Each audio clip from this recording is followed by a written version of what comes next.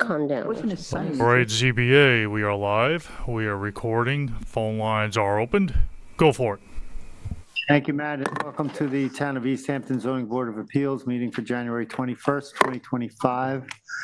We have two canceled public hearings this evening. First canceled public hearing is Linda Badkin at 224 Shore Road in Amagansett, Suffolk Tax Map number 300-85-1-3.1. The second canceled hearing is Andrew Stein at 15 Treasure Island Drive in Amagansett, Suffolk Tax Map number 300-175-5-30. So we'll move on to our first scheduled public hearing this evening. The applicant is Hampton Lane LLC at 31 Hampton Lane in Amagansett, Suffolk Tax Map number 300-174-5-18. Size and location is 10,606 square feet at 31 Hampton Lane, Beach Hampton, Section 1, Lot number 41 through 45, map number 1,203, filed 5/13/36 in Amagansett. The description is to allow an existing walkway and clearing to remain within minimum wetland setbacks, to construct two-story deck expansions, a shed, an AC relocation within minimum wetland setbacks, to allow a trellis to remain within pyramid regulations, minimum wetland and side yards setbacks, and to allow a patio to remain within minimum front yard and wetland setbacks on a property containing a freshwater wetland, dune land, and beach vegetation. The relief sought is a natural resources special permit pursuant to 255-420 of the town code, and 10 variances are required for this application. 8 variances is 77 feet, 55.7 feet, 51 feet, 76 feet, 73 feet, 53 feet, 37 feet, and 50 feet are required from 255-430 of the East Hampton Town Code to allow the existing patio to remain 23 feet, walkway 44.3 feet, and trellis 49 feet from the wetland, and to construct a southern deck expansion 24 feet, western deck expansion 27 feet, shed 47 feet, and AC relocation 63 feet from the wetland where 100-foot setbacks are required, and to allow clearing to remain 0 feet from a wetland where a 50-foot setback is required. 2 variances of 3.7 feet and 7 feet are required from 255-1110 to allow the patio to remain 16.3 feet from the southern front yard lot line, whereas 20-foot setback is required, and to allow the trellis to remain 8 feet from the eastern side yard lot line, where a 15-foot setback is required. 1 variance of 9.9 feet is required from 255-1172D to allow the trellis to remain outside pyramid regulations and any other relief necessary. The zoning district is B Residence AE10, and the secret class is type 2. Council, do we have proper affidavit of service and posting? The applicant hasn't provided the affidavit, but he himself did the postings and the mailings. He will provide an affidavit shortly, so we might need to keep the record open for that. Yeah, we will probably keep it open for a week for you to provide that. I think she's going to send it to me, and I'll do it online. Okay. Thank you. Should something A be week? done Does it need a week? Huh? Well, Get it back the next day. Yeah, You well, mean- yeah, it could be. well, We have, member Meering We have a is. slideshow. Yeah, go for it. Thank you. Good evening, everybody. This is, so this, as I think people know, this lot has 2 front yards. One, it fronts on Central, where kind of the driveway and the main entrance is, and then there's a front yard on the Hampton Lane side. So this is the first photo. This has a picture of the posting. This is on the Central Avenue side. It wasn't on a stand. It was attached to the garbage bin, but it was still there, and it was windy and rainy, and it was there. So next slide. This is where you go on the, and before I go onto the property, as we normally do, this this is in Beach Hampton. We're all familiar with, this is more of the eastern end of Beach Hampton, more towards Napeague Lane, and this is the dirt road section part of Beach Hampton. So this is just looking, I believe, east. I can't tell if I took this east or west on Central. Next slide, please.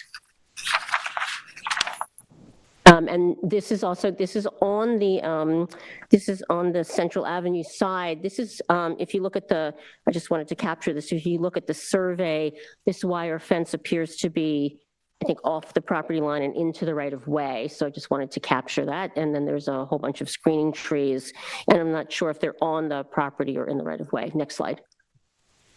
And then now I'm on the Hampton Lane side, and that was the posting on that side. It was properly posted. Next slide. And then that's just a view up on that road, just get a sense of the neighborhood. Next slide. Oh, that was a dupe. So the wetlands, as you see them from the street, they are presenting on the Hampton Lane side. So I'm standing on Hampton Lane, just looking into the wetland area that's on the survey. Obviously, it's winter, so you don't see as much density or water at this point, but this is generally the area of the wetlands. Next slide.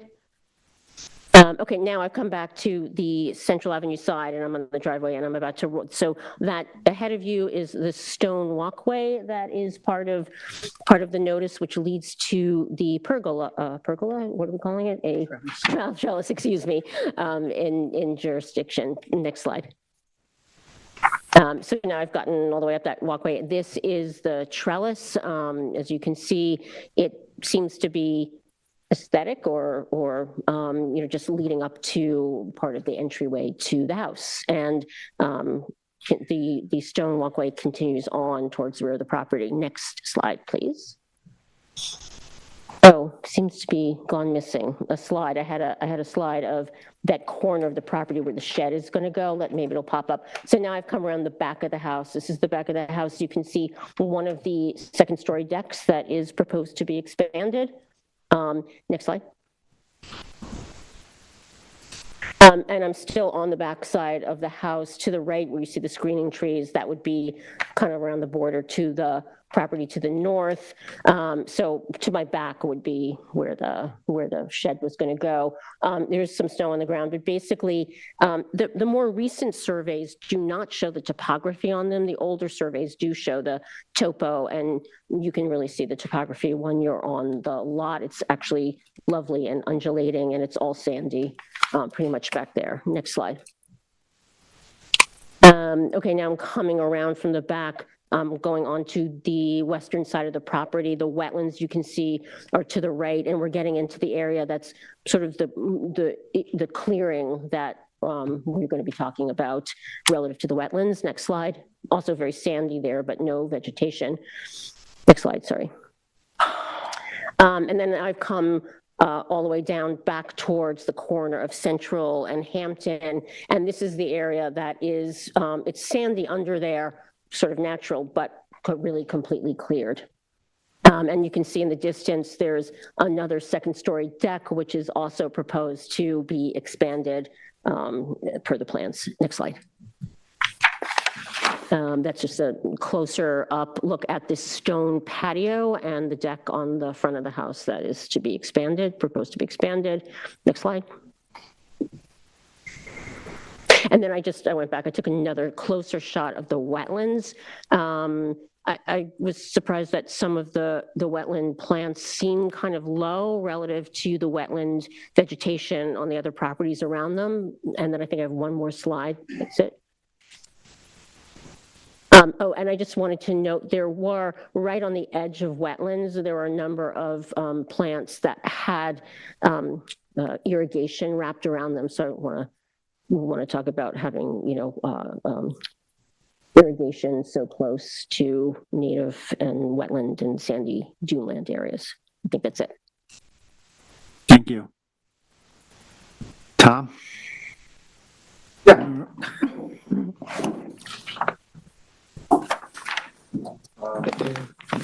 Thomas Muse. John, do you swear firm to tell the truth, the whole truth, and nothing but the truth? Yes, I do. Do I need this to be closer? Can you hear me? We can hear you. We can hear you. You can. Okay, great. Okay.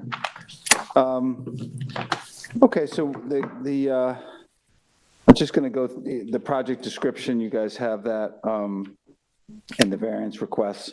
I did note about a little over half the variance requests are for like the material that's existing there, the trellis, the bluestone patio. We do have new owners there in 2023. So this was work that was done prior to them. And I think, once they were on board, asked us to just kind of get everything legalized. They purchased, I guess, without a C of O or without an updated C of O. That was before the regulations related to C of Os. So the general effort is to legalize those things that have been pre-existing. We haven't had any issues with them. I haven't had any pushback from the neighbors as far as I can understand. So we'll, maybe I'll just take those items one by one, the patio and the relief. There is, I took a couple of photos just, and you could see them. I'll just pass them around because this way I don't have to jump through the slides too much. There's pictures of the patio here. And pictures of the truck. I was there today, so. Oh, okay. I was there. I was yesterday, so. Are these submitted to the record too, or this is submitted? The patio is not visible, just a note on the patio, it's not visible, it's at grade, not visible from the street. The mature plants have grown over it, so you have to enter the property in order to see it, so it doesn't impact the neighborhood. I don't know if you have any other questions about the patio. Well, Well, you yeah, should address, there are questions, yeah. you're addressing the setback on that, but you should also address how it impacts the NRSP, the natural resources. So that's more important to us, And wasn't it constructed? more over than the whether you can septic see it from the street. Okay, the patio and the impact to. All these variances, yeah, there's a lot of them. You know, it's been established there. I think the patio was, I don't know how many years before, so it's been established that there's no evidence of eroding surface water or erosion that's silting down into the wetland. There's been no evidence of that. So I don't think there's been any impact to the wetland as far as silting in or stormwater coming off the patio. I don't see. But if I may, Tom, Sure. and I'm referencing the TAM. Yeah. The 2015 CO notes that there was a stone walkway, and afterward is when the patio was constructed. But the issue is it was constructed over a septic tank, and it doesn't meet Suffolk County Department of Health standards. Okay. All right. So how would you address I that? asked them about the client about that. They did have, they have been able to service that tank. I guess like a year or two ago, they had it cleaned, so it's serviceable. But if there's something that the board wants to Would they be willing to have, go back to you the know, stone? go back to Suffolk County and say, I mean, hey, I can't say no to that. We can't have a regulatory agency want to take a review of that. And Or would you be willing to go back to what was in the CO in 2015? if the board, I mean, we're asking for relief for these things. So if the board feels that, you know, they want to see some modifications there, I'm not sure. Let me just see. Hold on. So I have the survey. I had the survey. Let me just. I have a little picture of it. There's a sanitary solids tank is over it. Okay, squarely over it. You know, maybe we have to get a Suffolk County to take a look at that and see how they would want that resolved. Yeah, because it doesn't comply. Right. with the Don't want it to be. standards. Yeah. Right. Also, I think you know, let me make a note to that, and we Okay. will be reviewing that. That's That would be- certainly that a would be- reasonable request. It's noted here in Morgan's analysis, so. and can I add on while you're on the patio? If you go to the 2020 survey we have in the record, at that point, it showed that the patio is not as big as it shows up on the last few surveys, that it was extended somewhat westward of the side of the house. So it had been, before your client bought it, obviously, before but the client it had been extended also at some point. Okay. After. And I don't know if it was extended with the benefit of an increased variance or an NRSP. Okay, all right, so looking back, we'll check with the county. Okay. I want the county to inform me as to what Right. surface treatment above that tank. I know it's been serviced and I know it's serviceable, but I can bring that up with the county and we'll square that up. On the patio, all right, so now that we're on the patio, are there other questions? I mean, you know, The only other question I had, would you be in agreement with the conservation easement that's being recommended because of the high quality of the wetlands? yeah, you know, as, you know, I just, responsibility to my ask. client, encumbrances and, you know, things on the property are, I understand the merit of, I do understand the merit. I mean, my job would be to say, hey, can we just do a non-fertilization because of all the language and the encumbrances and the county and all the filing Non-fertilization is not enforceable. is unenforceable? Okay, Also No. not, but it's I mean, not I'm legal. bringing it up because yeah. possibly could be a condition of I talked approval. to it's all about the client, and I did tell the client, I think that, you know, we're going to have that discussion, and I'll do my job trying to protect the value of their real estate to just say, hey, And it's also is the there anything value that of the board would quality of consider the without that? wetland.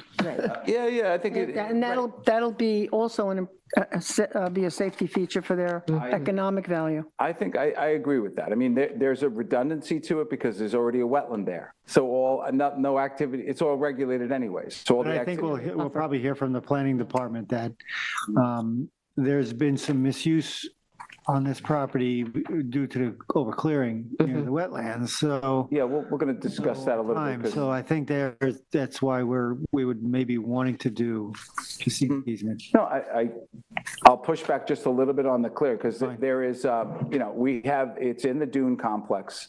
There, you can walk through preserved areas that are undeveloped and find acres and acres of sand inside forested areas.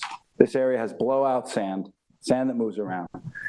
The other areas that appear to be cleared under the snow, it's all lichen, it's all moss, it's all Okay, needle. well, It's very characteristic of dense understory vegetation. And one of the things I will, since I got on the property, I said, hey, you know, there's nothing that'll happen with this wetland.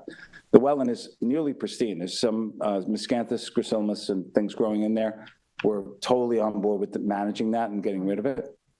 But from a lot of properties that I see, the property is very well, a lot of respect for that wetland. There is no grading around there's no mowed lawn around that wetland. There's just sand and moss and everything. So I did want to push back on the clearing because I feel like the client's been responsive. I told them no activity there, no fertilization, and they've listened to me.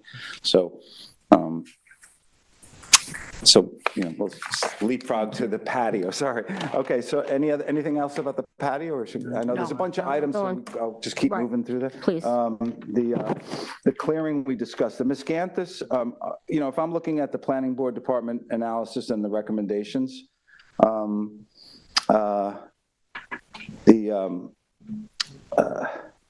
sorry. Just to go through those really quickly, because we're in agreement with everything except for one of the items is the sediment control is very good. We have no qualifications or pushback whatsoever on the line that's recommended by planning department, the Silton line. You mean the use of the project limiting and the Yeah. control fencing? Yeah, Oh, okay. that's good.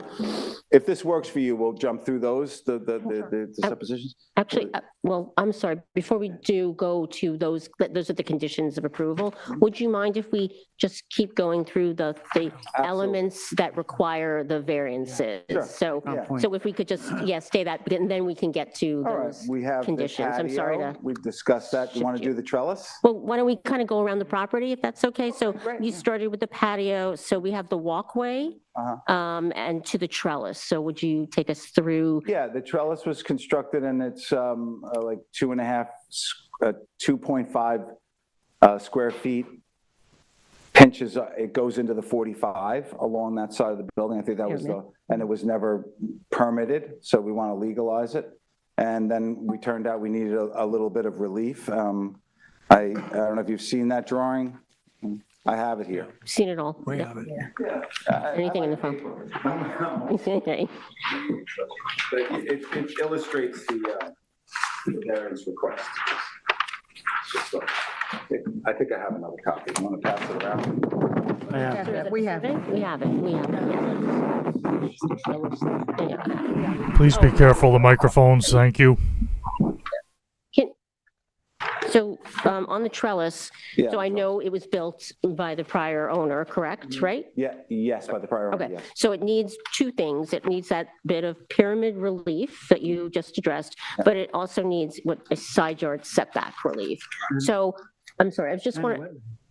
And, yeah, and a wetland, right, right. but I'm starting, sorry, I'm just starting with the area first. So could you talk about the trellis, what is the purpose and need for that trellis? Like, what is the benefit that it Previous owners, creates? I requested a construction, it's open to the weather. It's purely aesthetic. It's open to the weather. It doesn't, Mhm. I think there might be a light on it or something. Purely aesthetic and, Okay,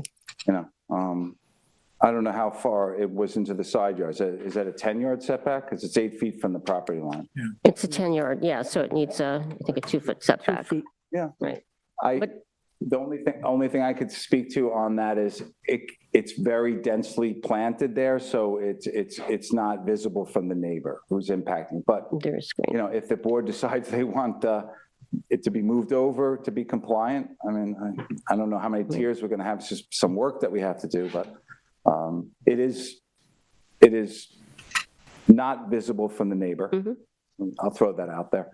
And Yeah, I actually did try and capture that in one of my I should have pointed out that there's screen. yeah, I think I have it in the photos that I passed around. There's a picture of the trellis, and you could see where the neighbor to the east is, and it just can't be seen. So And could you address the stone walkway, right? That needs a wetland setback variance. I believe that walkway was all built without benefit of building permit or an there NRSP. was What did you- Also walkway on the. Was a walkway there But it earlier. was expanded, There correct? was some old walkway there that was masonry in the historically, and they modified it and changed the dimensions. So we're in an effort to legalize all that. Okay, and the shed is new. The shed is a new structure. All right, going around the back, the shed is a new structure. It's a 1,200 square foot house. The average size of a home in New York State is 1,480 square feet. So it's a very, very small house, and they have a family, and they have no basement, and they want a place to put stuff. So we're trying to get a shed for them. That's the effort behind that. The shed's a problem, and I'll tell you why, because I was there today as well, and I think the photos that Member Meering showed us, we have a dunescape there that's pretty much, as you say, pristine. It may not be pristine, but nonetheless, it undulates and it comes along. And when you're there, you say to yourself, well, this is part of what the native look of this property was. Now you're proposing to put a shed basically in that area. So when we take a look at a piece of property like this and we ask ourselves, what are we doing in defending the NRSP? We're wondering what's going to happen to the wetlands and what's going to happen to the dunescape. It's not just wetlands we're looking on in here. And all through Beach Hampton, that's part of it. When I'm there and I ask myself, these other things we'll discuss, you're discussing them, we can talk about the plus or minuses. The shed is a big ask for me because we're looking for a whole nother structure back in the dunescape. This one is tough, and I think you have to justify why it's there. How are we going to justify allowing this construction right on something that we are charged to protect? And that is the native topography of that area and the vegetation. So I think this is a tough one, and I think you're going to have a problem convincing us that you have there's a real justification for it existing. Okay, I think that's part of the sandyscape. I don't know, but specifically mapping that area out. I haven't really looked at exactly what individual species are in there, but and maybe it's covered in some. I don't think there's much in the way of vegetation there, but point taken. I can go back and maybe keep if this record is obviously staying open, so I'm going to be supplying some more information. So let me take that into account for the consideration, and let me. There is an oak go back tree and take there. a look. I can set a quadrangle up in that area and really see what's there. I mean, when you look at the property, it's a highly constrained property. And, Very small house. and we'll look at it as the wholes of some of the parts. And there's been a lot of stuff added to this property without the benefit of an NRSP previously. So the shed is going to be another another add on to that, so. Not uncommon, I mean, just to speak to the neighborhood, it's not uncommon. You see a lot of outbuildings in that area. Many of those buildings, shingled, cottage, New England style, salt boxes have these outbuildings. But I know it's an ask, and I've only asked it because the client has really, needed, the previous client and this client. So, I'm not looking to take out, if I saw protected communities of plants in that spot, I would have never suggested, because I'm a pretty green guy. So let me go back and just. It's not just about the plants, it's the dunescape, the whole the topography as well. And the environment. topography, okay. Yeah, because we're not, I did make a note that for some reason, the topography's off this survey. I don't know how that. It was on the old one. He was on the an old older survey. surveys. Yeah, I mean, John. Should be there, right? We should just, if we're gonna look at the topography as an issue with the shed, we should get John to update at a foot elevation there. So, because we anticipated the walkway was gonna come up, and there was only piers setting the shed there. So there was no excavation of that dune. It was set at the elevation in the rear, and in the front, you see the walkway comes out, and you could see it in the detail. Well, we're gonna hear from the planning department on their. Okay, good, yeah, let's- Not now, yeah, we want to And then finish up with you first. One more thing on the shed, when you're thinking through it and providing maybe a little more. So the maximum accessory structure permitted size in the town is 200 square feet. And this one is, I think, 176. Now, I understand, full disclosure, I live in the neighborhood, so I know, and that's Neighbor. well known. I'm not a direct neighbor, I'm far away, but I understand with no basements and, smaller houses, but the client also bought the house knowing the constraints. So I guess at some point, you don't say it now, but understanding, does it have to have the maximum GFA? It's not GFA, the maximum square footage on the shed? Is there, something that could? Oh, I don't, yeah. I'm not asking you to necessarily answer that right now. Inherited that application from the prior owner. Okay, I've never had that conversation with the new owner as far as like how many actual square feet, because this application started in 19, I think. It was like a lot of COVID delays. Right. That are hopefully. But again, it requires, I think the planning department has said it's in the most conforming that you can with the constraints on this, but it still comes down to the scale of it. Can the variance even be reduced more? So I'll just leave that with you, because you're going to come back to us. All right. So. I'm here to hear what you have to say, so thank you for. And by the way, I'm not redesigning your plan. That's not my job. I appreciate the specifics. I'm also not into making a decision at the hearing, but I'm more into giving people, if we're leaving the record An open, opportunity. alternatives that are. we're Yeah, giving I you appreciate certain that. No, thank you concerns very and much. Giving you the opportunity to come back with an alternative. Yeah, all good I'm points so certainly far, not basing any heretofore. decision tonight. Yeah, so thank you. Do you want to move on from the shed, or? Yes, please. Yes, thank you. Get to the additions here. The second story, the building has two aging decks, framing material. I think they patched one girder, but they wanted to replace the decks. And at the time they asked me, can we enlarge the decks to flush out to meet the edge of the building? Decks with the furniture on them are barely unusable on the south deck and the other deck. They just wanted to make it larger. With the wetlands, I specified no treated lumber. There's absolutely no chemically treated lumber. It's all cedar girders, constructing the deck, all natural wood. And we designed the decks, and we're asking for the relief. It is all second story, so there's no impact to. Nothing no new disturbance. No ground disturbance, and no alteration of the drainage or anything. Extending those decks, you're bringing 3 foot, the one in the back, if we're going around the house, 3 feet closer to the wetlands than it is today. the deck. An even larger variance. It's already a large variance. Right. That, yeah, that number, I don't have it in front of me, but I know, it was called out there. I think it grew, I know it grew towards the wetland a couple of Yeah, feet. it Yeah. grew. I thought, well, we're hoping it grows as well. Funny how that happened. Well, I mean, I'm going to lean on the second story aspect of it and the impact, and maybe the client is asking to use it, and we're hoping to get that relief. Thank you. Going around, we covered the two decks, the patio in the front, the walkway, the trellis, and the shed. Yep, in the clearing. Okay. All right, we can hear from the planning department if you wish. That'd be great. Thank you for your Thank you. consideration. Thank you. Appreciate it. Thank you.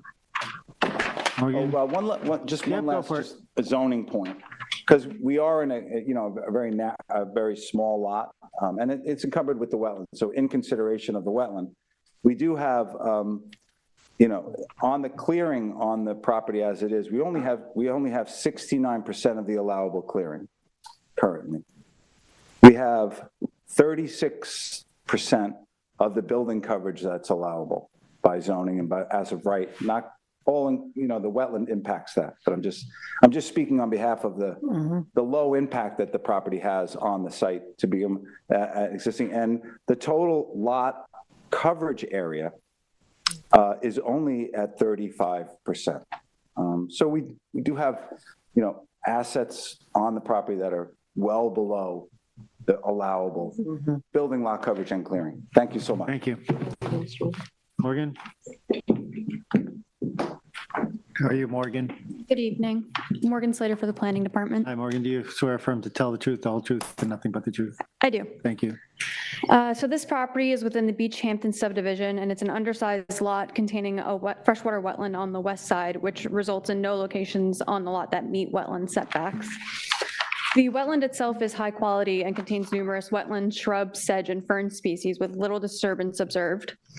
The clearing limits on the survey show clearing that occurred within the wetland. This may no longer be accurate since the planning department has observed the reestablishment of some wetland species in what is depicted as cleared area. I believe that line is a couple of years old at this point. And I can attest to Tom's statement that it doesn't appear that they've maintained that cleared area at the minimum. The application is requesting to legalize an existing patio, walkway, and trellis, as well as clearing within 50 feet of the wetland. The patio was constructed over the septic tank, and it's only 23 feet from the wetland, and it also requires a front yard setback variance. So it may not be a good candidate for approval since it's an impediment to the sanitary system and requires substantial wetland setback relief. The walkway was constructed in an area of what appeared to be pre-existing clearing, and aerials that predate the 2015 CO do show a wood walkway on that side of the property. I don't know why it isn't depicted on the 2015 CO, but the aerials do show some evidence of a structure being there at some point before the CO. The overall environmental impacts of this walkway are likely minimal since it's on the east side of the residence, which is the most conforming location on the property. And as previously stated, it was a previously cleared area.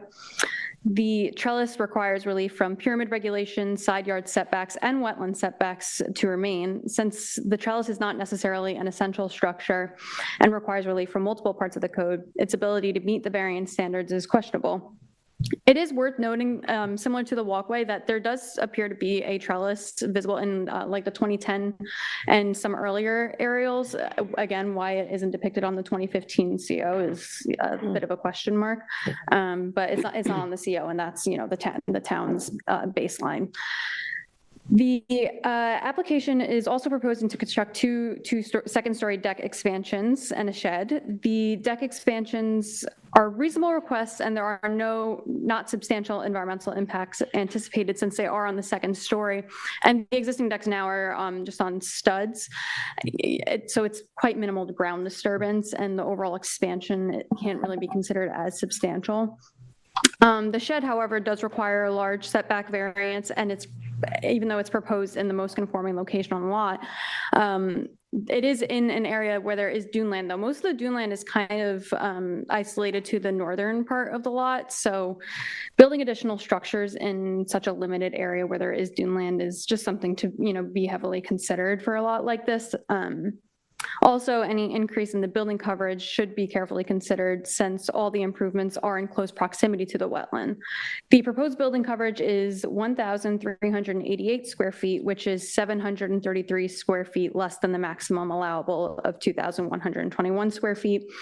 The planning department rarely recommends, a lot with such environmental constraints to be built to the maximum level. So, those numbers, again, they're a little rigid when you don't consider the environmental impacts and the environmental constraints of the property.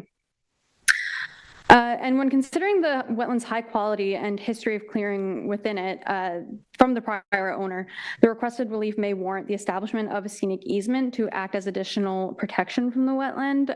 I did provide the board a sketch. The narrowest part of the easement is about 10 feet from the wetland boundary, and then the largest is about 15 feet.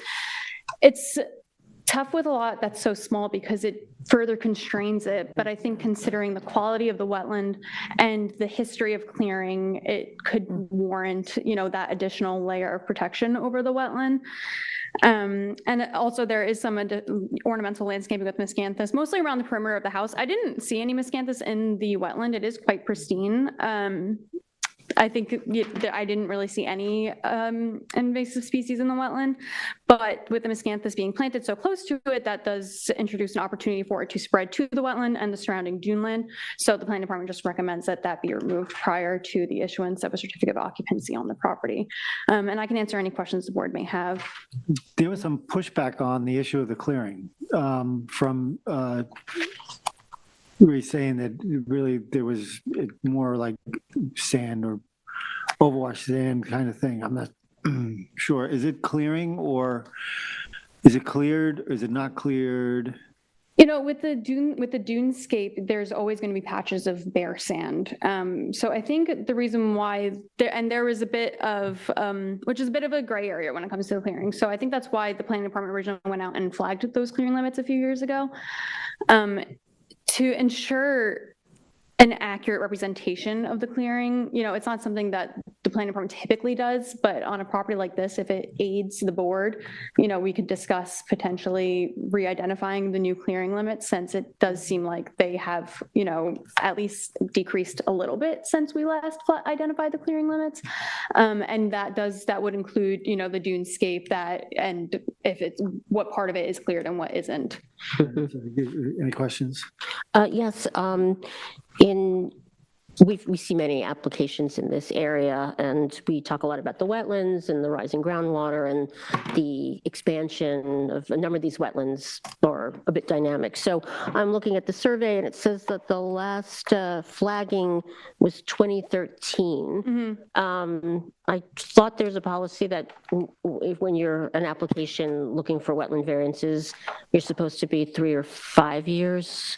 If the wetland boundary has not changed since 2013, we are comfortable re-verifying that same boundary. It doesn't necessarily warrant a whole new flagging. I know you noted the boundaries of clearing, but did it actually get reflagged? It did not get reflagged because that wetland boundary is still accurate on the survey. So yeah, because it says it's misleading then on the survey because it says it was last flagged in 2013.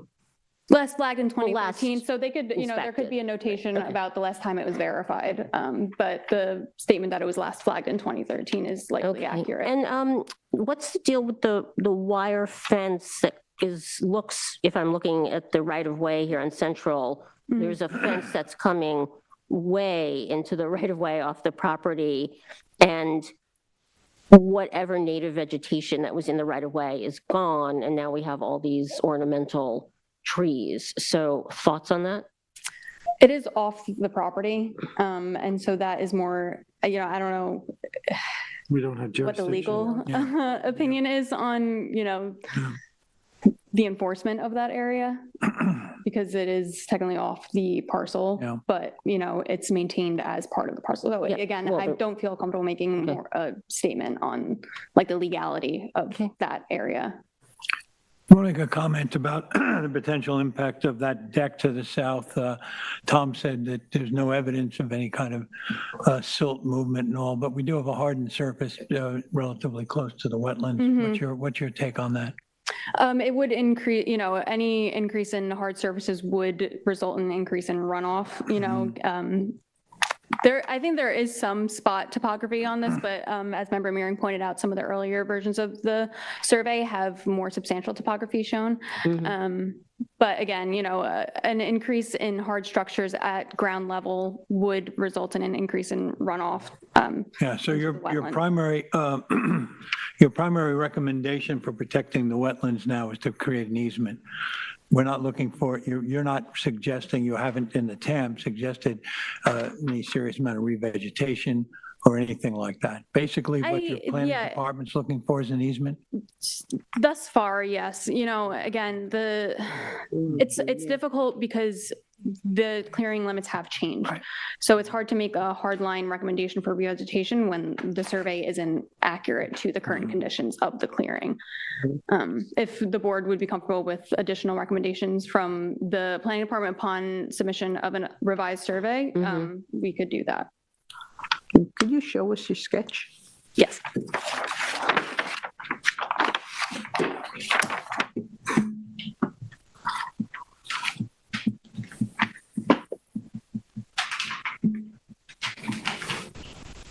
So the red dash line is just our recommended location for the sediment control fencing, and then the blue represents the recommended easement location.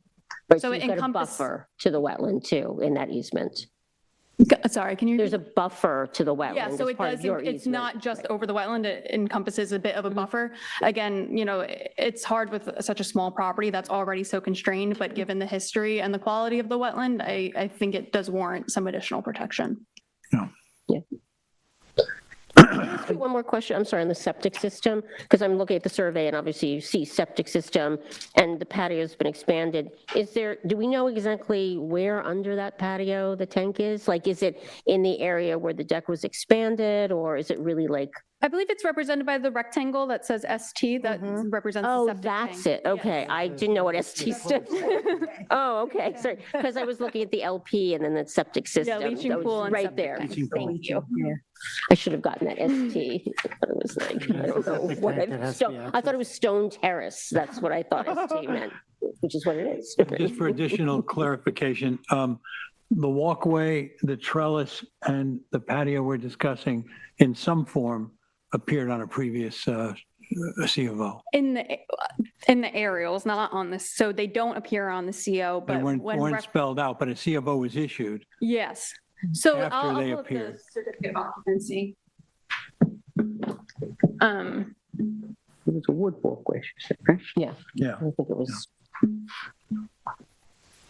So this is a survey associated with the most recent CO. So, Right. it does note that stone walk in the location of the subject Right. patio was there, but it was removed as of, a building inspector note. And there's no trellis or walkway depicted on the survey. Let's see, I do have the 2010 aerial. I'm going to pull up the 2010 aerial because you and by can, the way, before you go, that's the clearing line on 2015, that's on that survey? yes. So that's a very different clearing line. Correct, yep. Okay. I think, it's not noted as a clearing line. I'm interpreting it as a clearing line because it is kind of consistent with the clearing up here. But again, it's not specifically noted as the clearing limits. And then, hold on. This is the 2010 aerial. So you could see that there is something going on the side of the house, but again, it's not depicted on the certificate of occupancy. You can see there's kind of a bit of a trellis situation here, and a walkway. Yeah. It was today.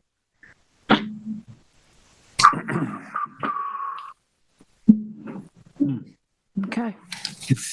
seems like, Not clear. Where the shed's it gonna seems go. like there was a lot of vegetation in there. Yeah, there's definitely a substantial amount of woody vegetation, some trees. Down where you're pointing out in the southwest, basically, which is wide Yes, open. right here. All cleared now. Mhm. Mhm. Okay, thank you. Thank Any other questions? No, No. no. Okay, thank you. Is there anybody in the public like to address this application? We'll pull you up. We'll pull you up in a sec. Matt, is there any, hold on, is there anybody online, Matt? You have 0 calls on the phone. Thank you. Come on up, John. No. Interested in us? All right, Tom. Just, we did get the clearing verified Yes, it was verified. I saw that. recently, yeah, so we did update that. And even at that point, I was talking about areas that were It glad it was cleared that were just sand, like, because it was, That is clear. 22, it looks like. yeah, so, I do have a picture of the wetland, and just so you can see that it's kind of like pine needles and stuff. I might have some of this anyway. That's looking west. See the edge of the patio there. The understory litter and moss and stuff is very stable from the patio. I just wanted to make one further note, so I forgot to mention. And updating the survey with topos so we can see how the shed sits in there is absolutely reasonable. I'll just ask John to do that, and we'll There's set that up. actually a survey dated with the shed on there with topos, dated 11/2/22. Right. So we actually have a survey. It's not the latest survey. Okay, The so you latest have survey something. does not have it, but he Yeah. can, if he's done the topos, he can overlay the topos on Right, it. unless they've changed. I'll get that updated, and are we asking for a new clearing line flagged or no? No. Okay, good. All right, thanks. So we're going to leave the record open for the posting, Mhm. the affidavit. You said you would get back, you wanted to consult your client on the easement? Yep, yeah. Suffolk County Health Department. Suffolk County Health, Suffolk County Health Yeah. now. No. Should find out what the health department wants.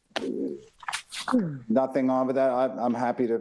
Okay. They're got no problem with the health department, whatever they say. Whatever they say goes.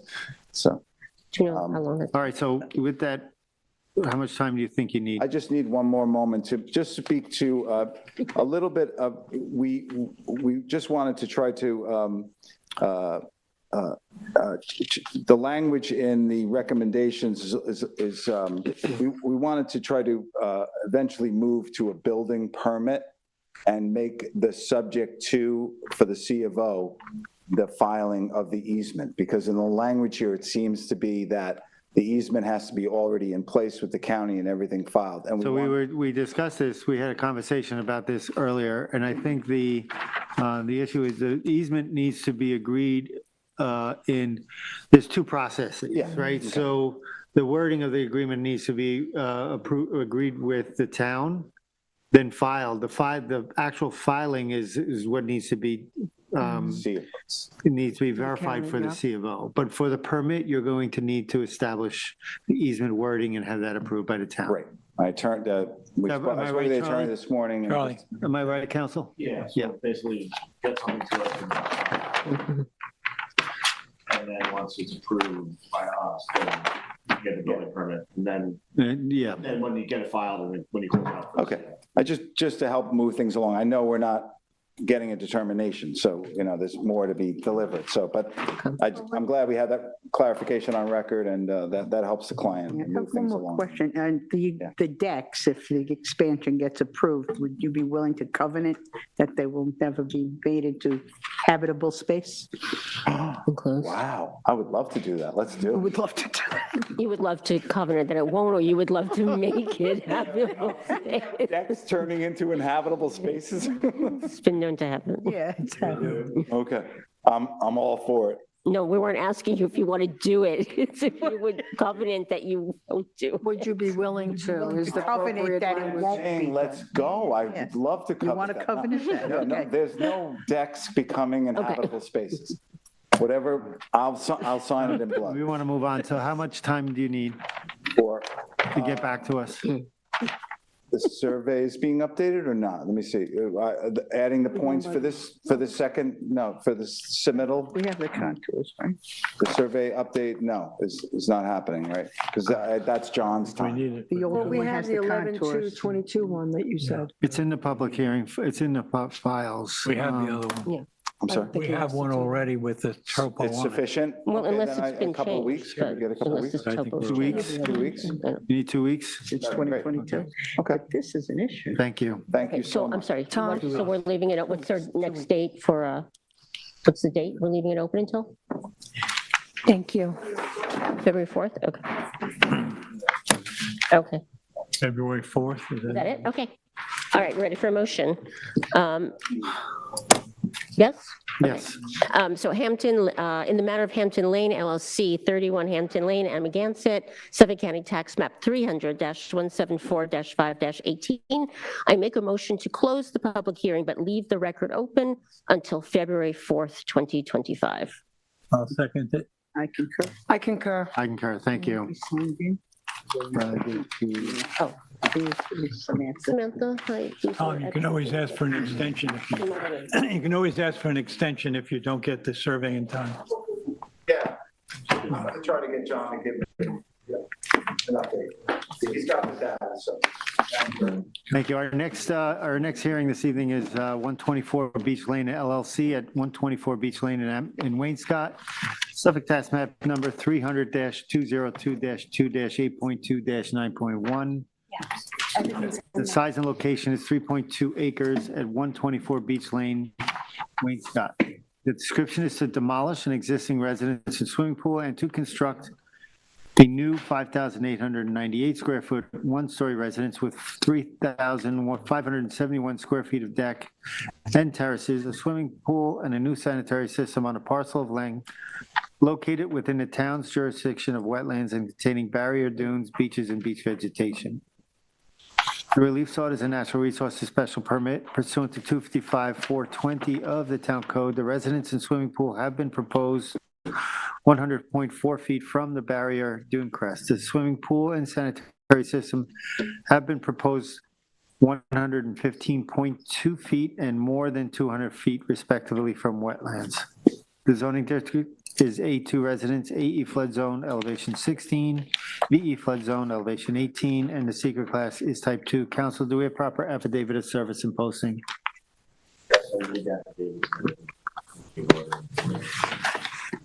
Thank you.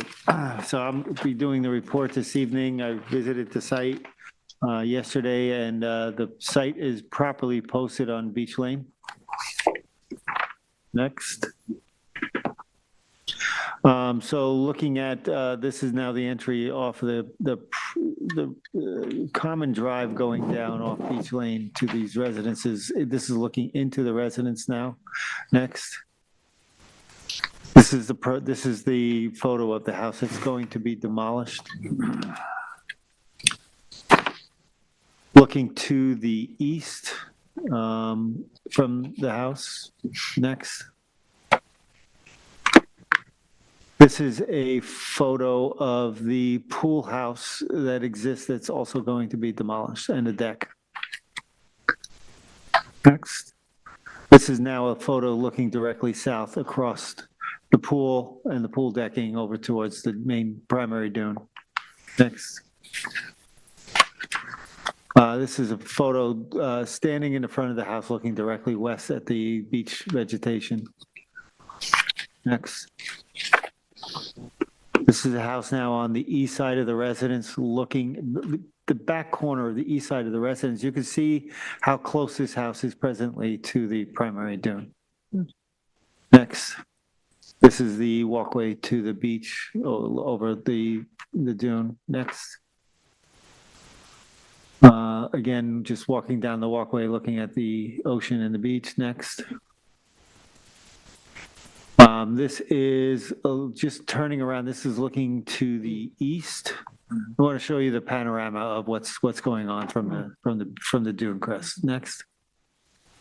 This is now looking to the west. You can see Wainscott Pond there. Next. Now you're looking back over the pool house. Again, Wainscott Pond is in the distance. Next. And then looking directly at the house that's going to be demolished. I think that's it. We have Denise, come on up.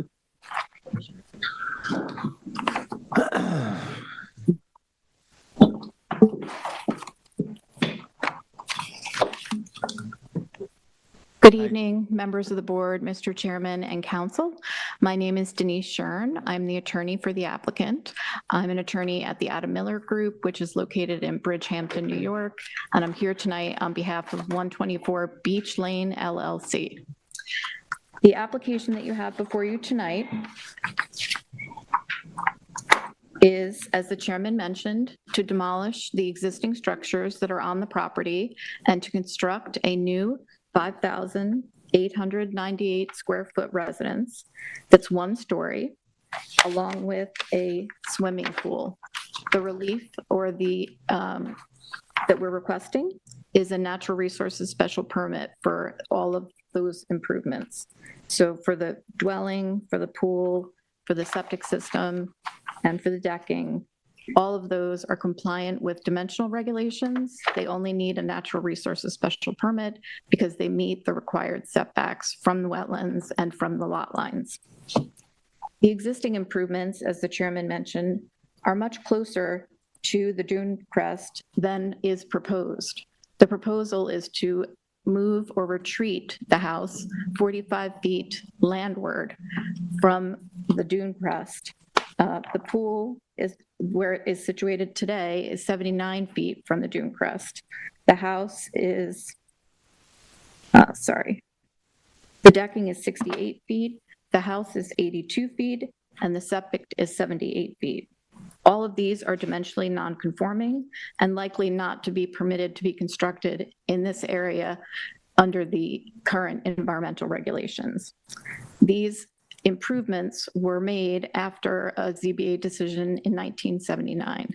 So this was a different board, a different time, and different environmental circumstances than we're facing today.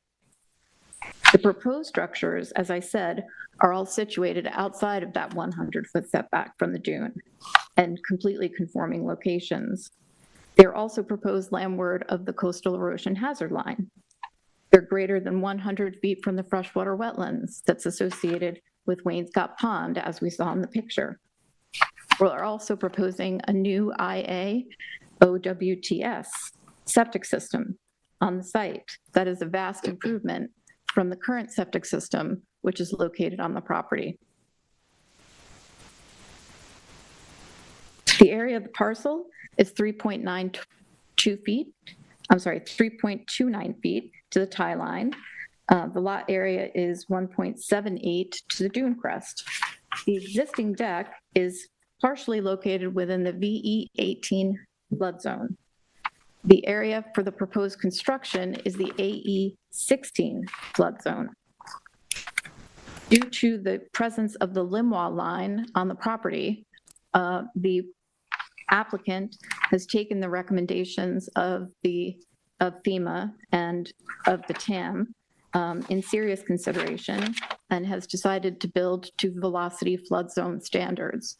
That means that this new house will be built to meet the highest level of FEMA compliance that's possible. The structure is going to be 1 story. It will be on pilings. It will have breakaway walls underneath it, and it will allow for water to flow underneath it if we ever hit that 100-year storm. These are break apart walls that will allow the water to flow freely underneath the residence. And the elevation of the lowest structural member of the dwelling will be at 20 feet, which is what's required in the velocity flood zone, 18 feet. You have to add 2 feet for freeboard in New York State, so you must be at 20, which puts the first floor at approximately, I think, 22.7 feet. The reason for that difference is there's a space between that lowest structural member and the first floor of the residence. The residence is designed to be for a family of 4. There are 3 children, 2 adults, and actually 1 baby on the way. So it's actually going to be a family of 6. And they're going to have 4 bedrooms, 1 for each child, and then 1 master bedroom for the parents. So we're not talking about a project that is seeking to maximize anything on the property. The project is actually seeking to retreat and to get smaller than the applications that have previously been approved on the property, which I'll run through in just a moment. The main change in this project versus the existing house is coverage. Our coverage is going up because we're 1 story now and not 2 stories. The reason for being 1 story is twofold. One, the client wanted to be 1 story, but second, it would be impossible to meet the VE 18 standards and have a 2-story structure in this location. We would violate the height regulations and the pyramid regulations under the town code. I would note that as far as coverage is concerned, we are proposing 16,000 square feet of coverage. We're allowed is 31,000, so that's roughly 50%. And as far as clearing, after the revegetation plan that is annexed to the memorandum of law submitted to the file, you'll see that we're proposing a substantial revegetation plan containing woody species and also grasses, woody species to further protect the dune and also to prevent accidental or incidental mowing of those species. After that revegetation, the clearing on the lot will be 15,310 square feet. There have been 2 other houses approved on this site prior to this evening's hearing. In, let's see. One moment.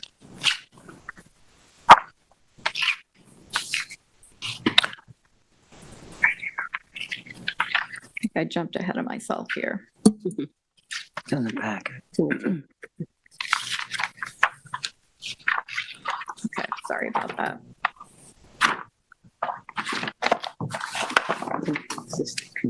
In 1999, the board approved a 6,588 square foot 2-story residence that was 100 foot from the dune. In that decision, the board concluded that the application met the standards for issuance of a natural resources special permit. Although significantly larger than the existing dwelling, it will be further away from the dune crest and require no variances. And despite testimony from neighbors that the proposed house may be too large, the board concluded that several of the neighboring residences are of comparable size. And I agree, and I'll spell that out next. The board also appreciated the fact that the proposal included a revegetation component. The 1999 project was never completed, so a new owner came in 2017 with a new application. That application was originally for an 8,448 square foot 2-story structure and 4,187 square feet of decking, a new swimming pool and sanitary system. Once again, an NRSP was sought for the improvements. During the public hearing process, the owner decided to reduce the size of the home, and the board ultimately approved a residence of 6,495 square feet. In its decision, the board focused on the fact that the project was redesigned so that the swimming pool, instead of going north-south, went east-west, which made the project site disturbance more compact than the original project.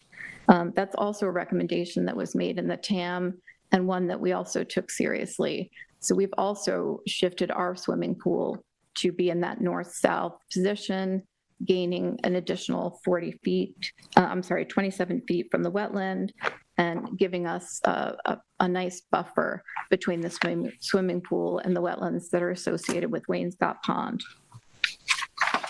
The board held that while the original application in 2017 proposed a substantial intensification of the residential use of the property, the same could not be said of the revised application at 6,495 square feet. The board relied on the fact that there were no variances required for the project and found that the proposed house was consistent with the character of surrounding homes. The board found also that the property was significantly disturbed by existing improvements and therefore was not a pristine project site. The proposed new septic system revegetation plan and shift of development to the east was relied upon by the board to conclude that the project would actually result in a net environmental benefit. The current application for a 5,898 square foot residence is not only smaller than both of the previously approved residences, but is also situated further from the dune. It is accompanied by a much more extensive revegetation plan than that proposed in 2017 and 1999, and generally is a better application for the environment. The fact that the technology needed for the IA septic system is now available, together with the availability of public water at this site, also makes this application arguably the most environmentally positive one the board has reviewed on this property to date. With regard to the homes in the neighborhood, instead of running through each one, what I've done is prepare a summary chart for you that I just want to hand up. This chart spells out each home and also just points out the clearing Thank you. on each of the homes. For some reason in this area, and you'll see it on the aerial, the homes surrounding us have substantial clearing that may be grandfathered. It is filled with water. So that will make us much different. The houses that surround us. Our proposal is to have no lawn, no pesticides, no fertilizers.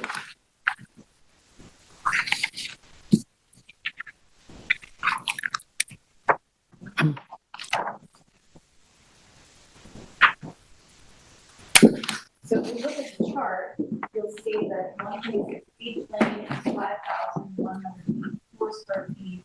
120 Beach Lane, which is somewhat of an anomaly. It's a smaller lot. It has a cottage of it on it.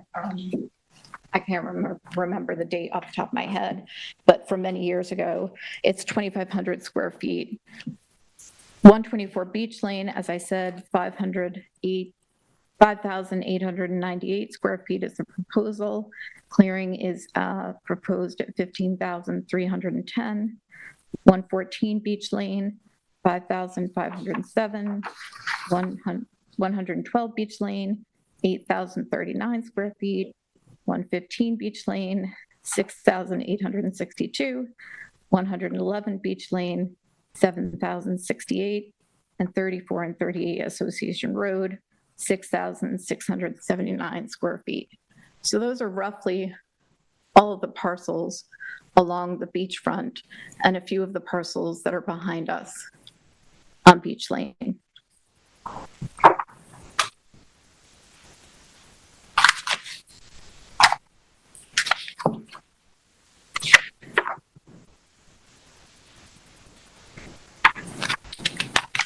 One of the issues, or a few of the issues that were raised in the TAM, one was whether or not the DEC would require an Article 34 permit for the CHA line. We just wanted to assure the board that we did apply for an Article 34 permit and the DEC did issue that for us. So that issue has been resolved. The other notes in the TAM were to, again, consolidate the area of development, which we've done by rotating the pool. And also, the TAM raised the question of the stability of the dune and how long that stability might last. We've asked our consultants from Land Use Ecological to address that for us. You'll see in Exhibits A and B of the memo that they've prepared both a letter and a project narrative addressing all the standards for the NRSP and also addressing the fact that the dune actually has been stable for quite some time now. I actually talked to Mr. Frank this afternoon, and he explained to me and gave me a document that is called CARP. And the CARP study shows that this area of Beach Lane is in fact stable, the dune is stable, but that in the future it's likely to retreat.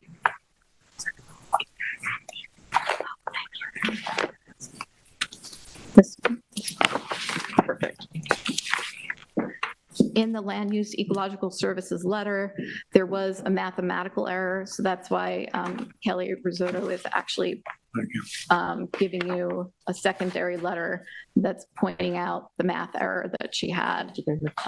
She had said in her original letter that the beach nourishment that had taken place on the property really wasn't a complete dune nourishment, but in fact it was a complete dune nourishment. And the fact that the dunes need to be nourished doesn't mean necessarily that this project is going to have a negative impact on them. It's just part of the process of maintaining a dune system that can change over time.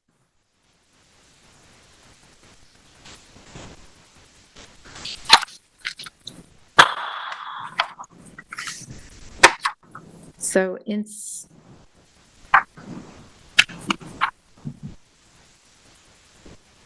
connection with the NRSP standards, I just want to point out that one of the cases that we talked about the last time I was here, which is Bridis versus the town of East Hampton, the court said that the law is well settled in New York, that a special use permit such as an NRSP authorizes a use that is presumptively harmonious in the zone in which the use is conditionally permitted. It is incumbent upon the board to grant an NRSP where the town is unable to set forth a valid, objective, factual basis for the denial. What I would say here is it's very difficult to come up with an objective, factual basis to deny the application when there are two applications that were previously approved for larger homes closer to the dune, and where the homes that surround this property are substantially larger or the same as what we're proposing and have substantially more clearing, more grass, more fertilizer than what we're proposing in this project. That is a summary of a very long memo. I'm happy to answer questions or to elaborate on anything because I know I tried to speak quickly and I might have gone too quickly. So you're opening it up. Yeah, anybody have any questions? One quick clarification, if I may, you were giving us the history of the prior applications. The one that you said was approved at 8,848 square feet? It was actually that was the original ask.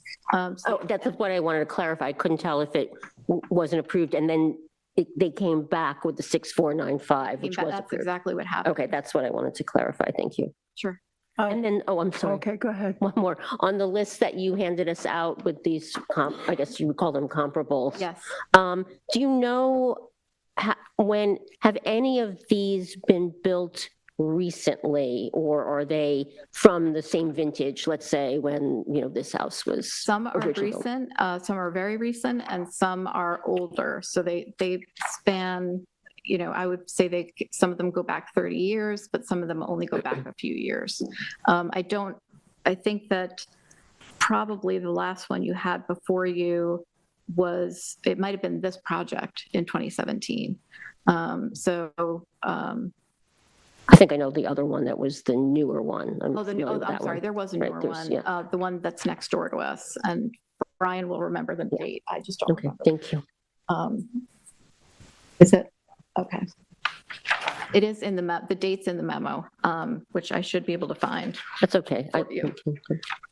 I'd like to, I'd like to look at the sequencing of the demolition of the existing house. Sure, yes.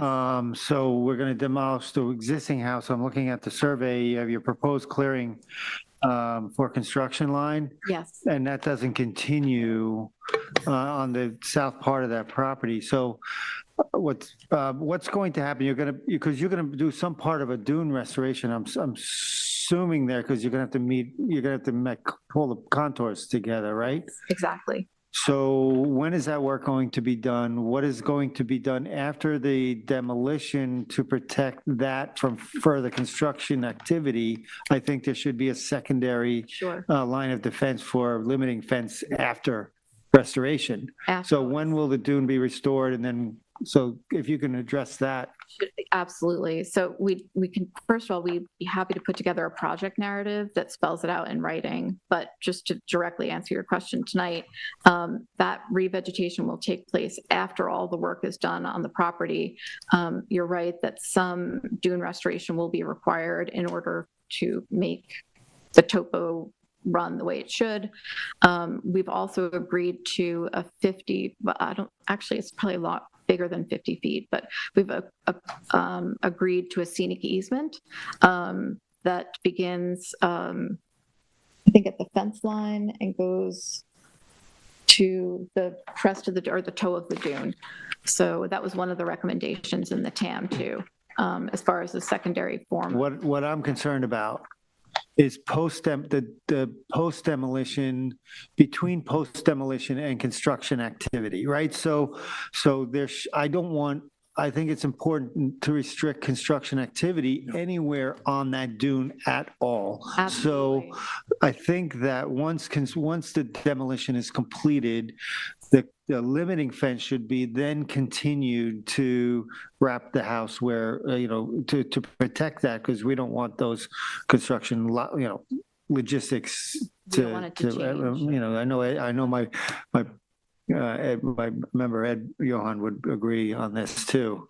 Understood. So you're saying keep the fencing up after demolition, but before construction, and keep maintaining it during Yeah, construction. and recognizing that at some point you're gonna restore the dune. At that point, then that limiting fence might have to be dealt with to do that. Right. But that should stay up during the course of construction. Understood.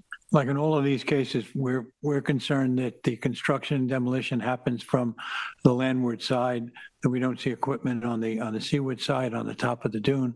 So in terms of a protocol, demolition has to take place all from the north, construction as best as possible with the least amount of disturbance on the seaward side.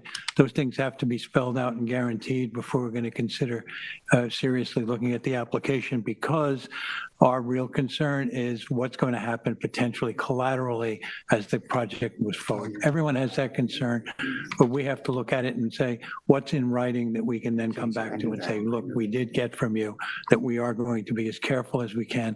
And with the limits that have been mentioned by the chair and the fact that this fence may have to be set more than one time to make sure that the protections are in place.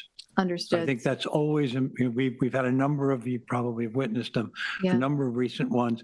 On every one of these that has to do with working towards a seaward side, we're asking, does the protocol guarantee that we're going to be protecting the property? Got it. So you know that that's going to be important to us. Understood. You know, We'd be coming happy in. to put that together for you.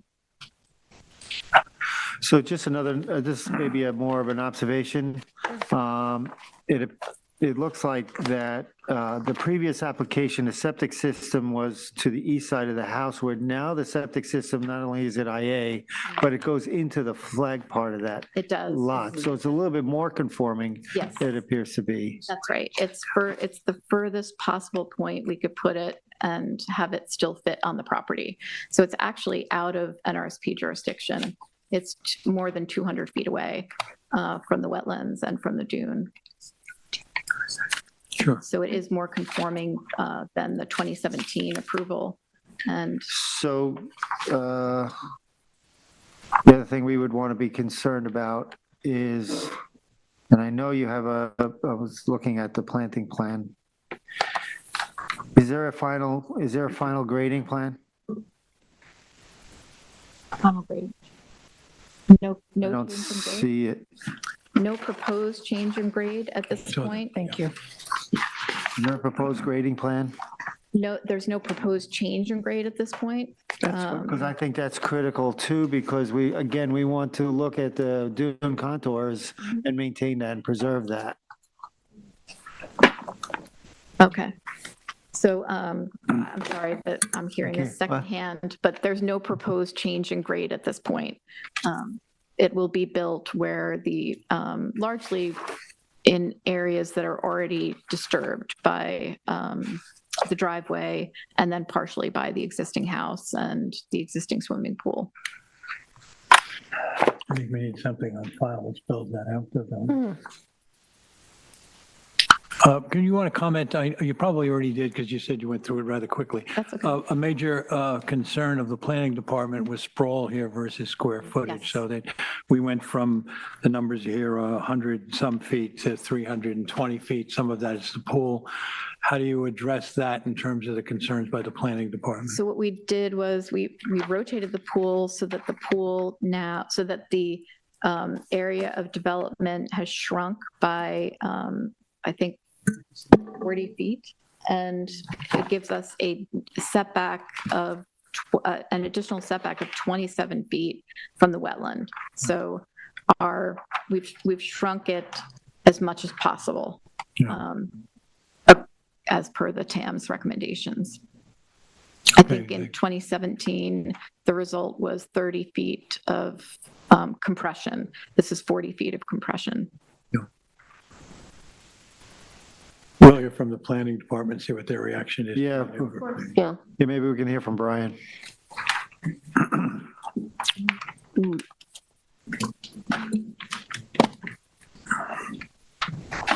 Good evening, Mr. Chairman, board members. Hey, Brian. Frank from the Planning Department. Brian, do you swear to tell the truth, the whole truth, and nothing but the truth?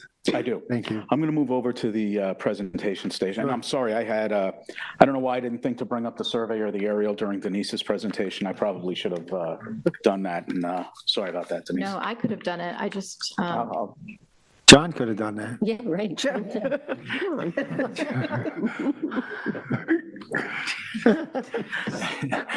Poor John. Give us any ideas.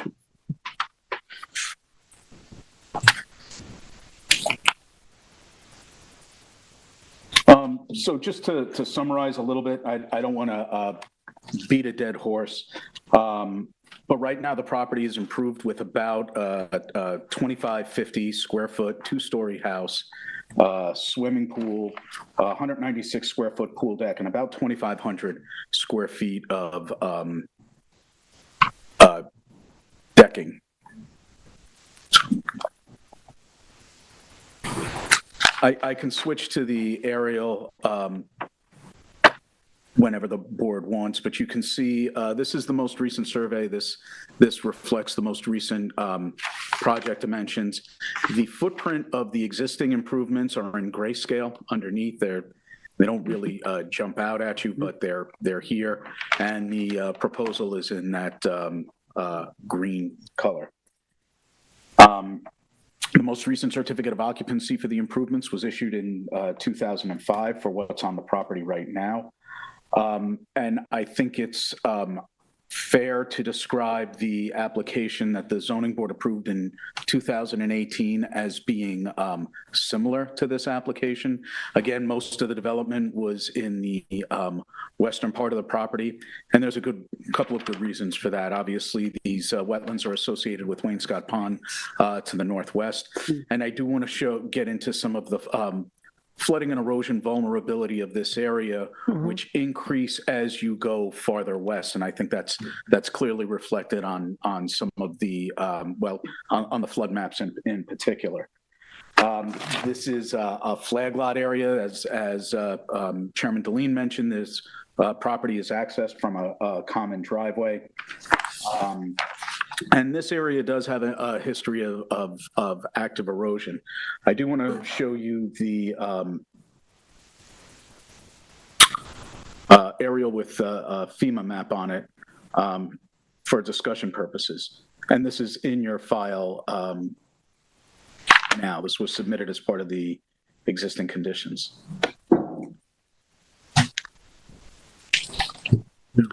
So this is the property. This black and red dashed line is the coastal erosion hazard area line. That's the feature that's regulated by the DEC. That's either seaward or proximate to that is what requires the Article 34 coastal erosion hazard area permit from the DEC. All of the areas shaded in red are a velocity flood zone. This gray shaded area is a coastal barrier resources area, and this blue dashed line is the limit of moderate wave action line, the LIMWA line, and I made reference to that in the TAM, and Ms. Risotto for land use made reference to that in her submission. The LIMWA line is, well, velocity flood zones differ from A flood zones in that they're areas that have been mapped as being potentially inundated directly by wave action, not just flooding, but direct wave attack. And the LIMWA line, as it's called in acronym, represents the landward limit of where those wave heights can be up to a foot and a half. A foot and a half in height. Seaward of that, they can be higher. They can be closer to 3 feet. And obviously, the sensitivity of this as a flooding and erosion area has a lot to do with the proximity of Wainscott Pond, the elevations in there. I'm sure the board recalls that during Hurricane Sandy, there was a breach. The dune was overwashed. The house at the end of the road here, I think the house number is 114, was destroyed. It's since been not rebuilt, but there's been redevelopment on the property.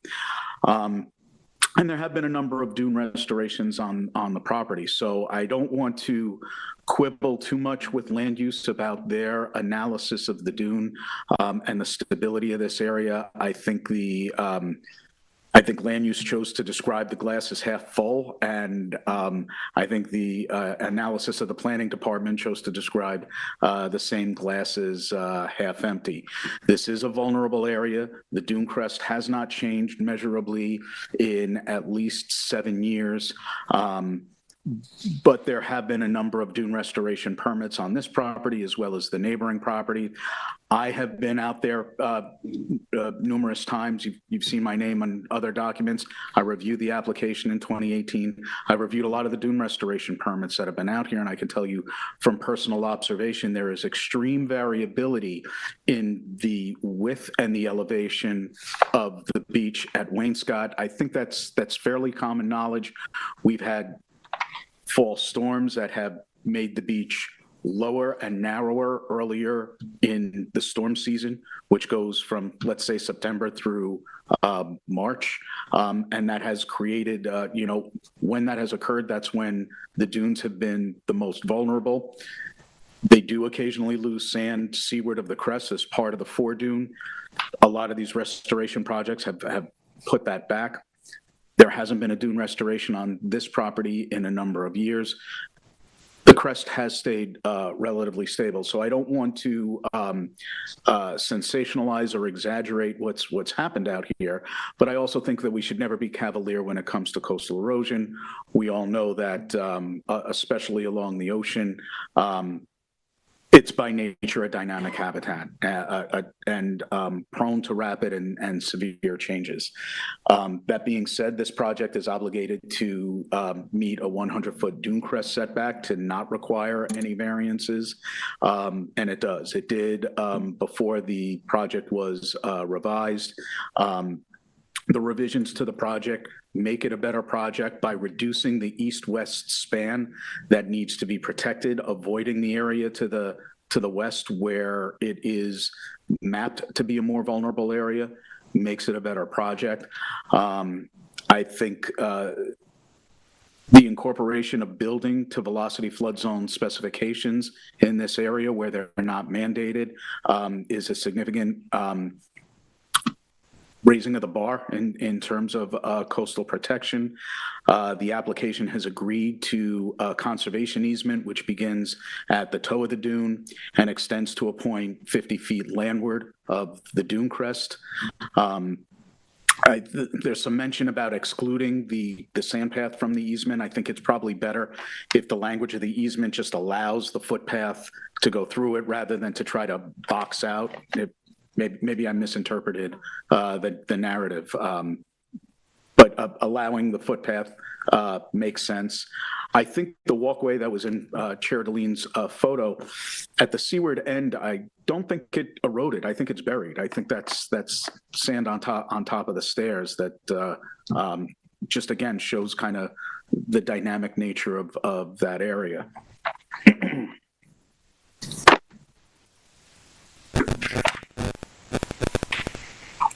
Wayne Scott also was a focus area of the coastal assessment and resiliency plan, the town's CARP plan. I think the executive summary in CARP kind of summarizes a lot of what's been said in this application. This area, specifically this property, and the properties closest to Beach Lane have been mapped as relatively stable. The areas to the west have been mapped as severe risk of erosion, but knowing that sea level is rising and has made it probable or the potential for this dune to be more erosion prone in the future. Again, the importance of construction meeting the highest safety standards possible.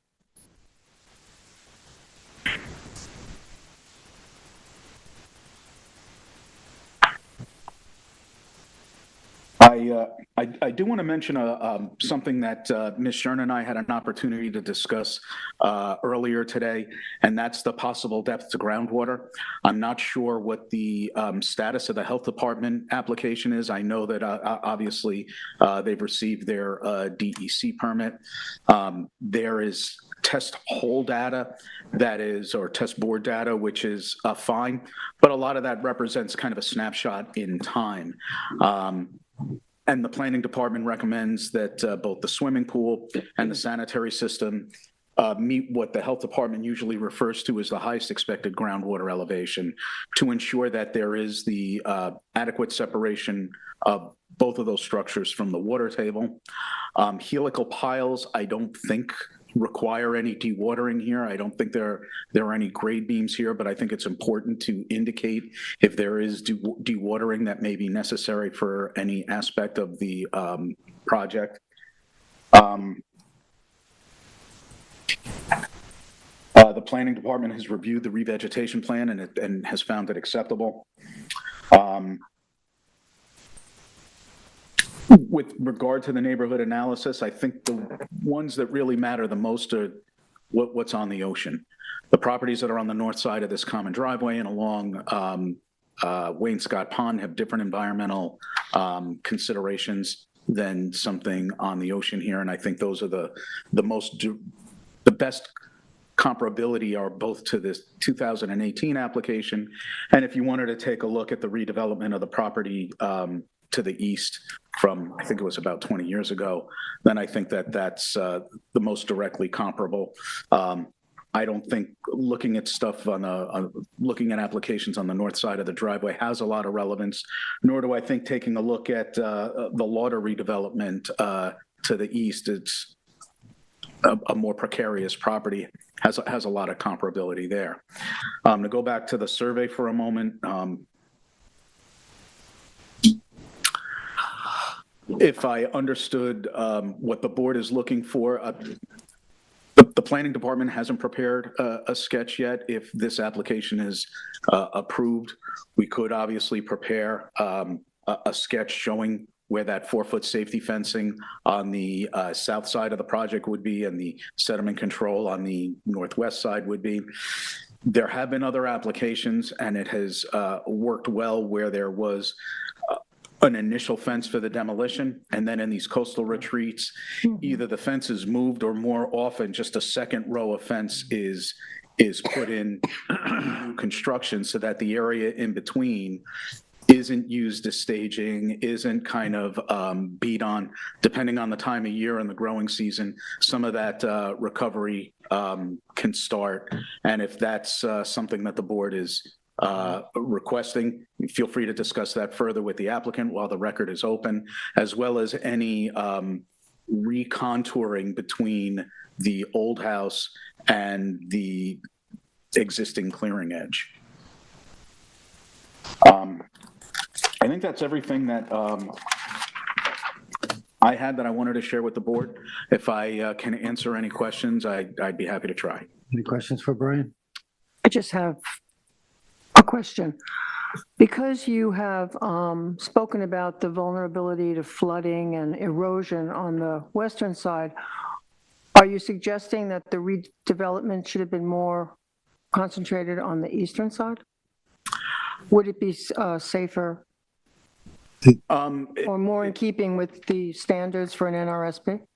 I think the development that's here is kind of a reflection of what the planning department was articulating. In the prior iteration, the pool was oriented east and west and really went farther to the east than it did now by about 35 or 40 feet. So whether the TAM is not recommending that the footprint of the new house be further consolidated to the west, if that's to the east, if that's what you're asking. I also think it's worthy, and it's in your TAM, to note that 255-111 of the town code was recently amended to include sustainability, climate change, and natural resources conservation. And its purpose includes securing properties from flood, storm, and other dangers. So I just wanted to get that on the record. Because this property is, the biggest vulnerability is flooding and erosion. That's all I have to say. The fact that the further east we go, that we have more stability in the dune versus moving west, and I was part of that decision that was about the Lauder property, and we noted then that it was so vulnerable because it was right down. There was very little primary dune there, and they were very vulnerable to wave action. As we move east here, is this a function of the fact that there's a little more stability here because of the height of the dune? I mean, that must be kind of an obvious answer, isn't it? Because the dune is more substantial and taller as we move east, and so when we get west, we're dropping off very dramatically. The aerial photo you showed us, and that area surrounding the pond, there's very little dune there. Yeah, that's there. Everything that's there under your gray area has very little dune for protection. Well, I also think that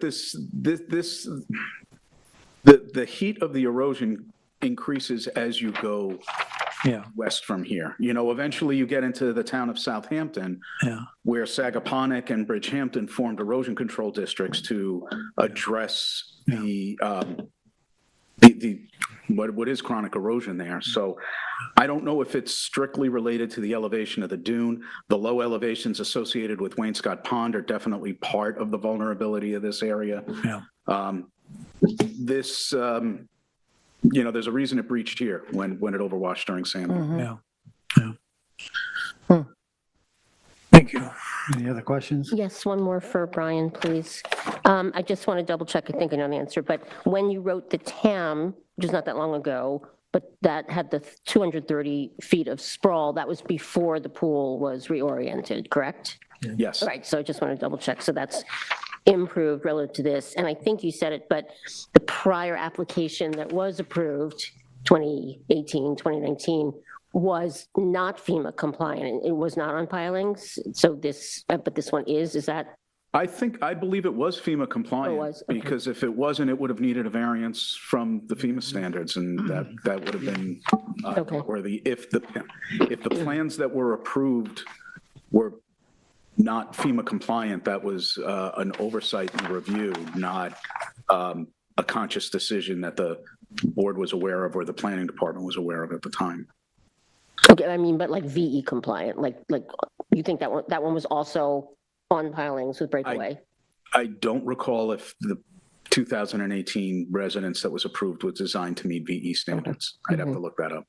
And just one last quick thing on the pool. I know you just mentioned the standard for the separation to groundwater that the town would like to see for the septic and the pool. Do we know yet if the pool meets that separation? Or waiting on test bore or hole data? I'd like the applicant to address the status of the application with the health department and what groundwater elevation the health department is using in their review. Thank you. Thank you. Any other questions? No. Is there anybody in the public that would like to address Andy? Come on up.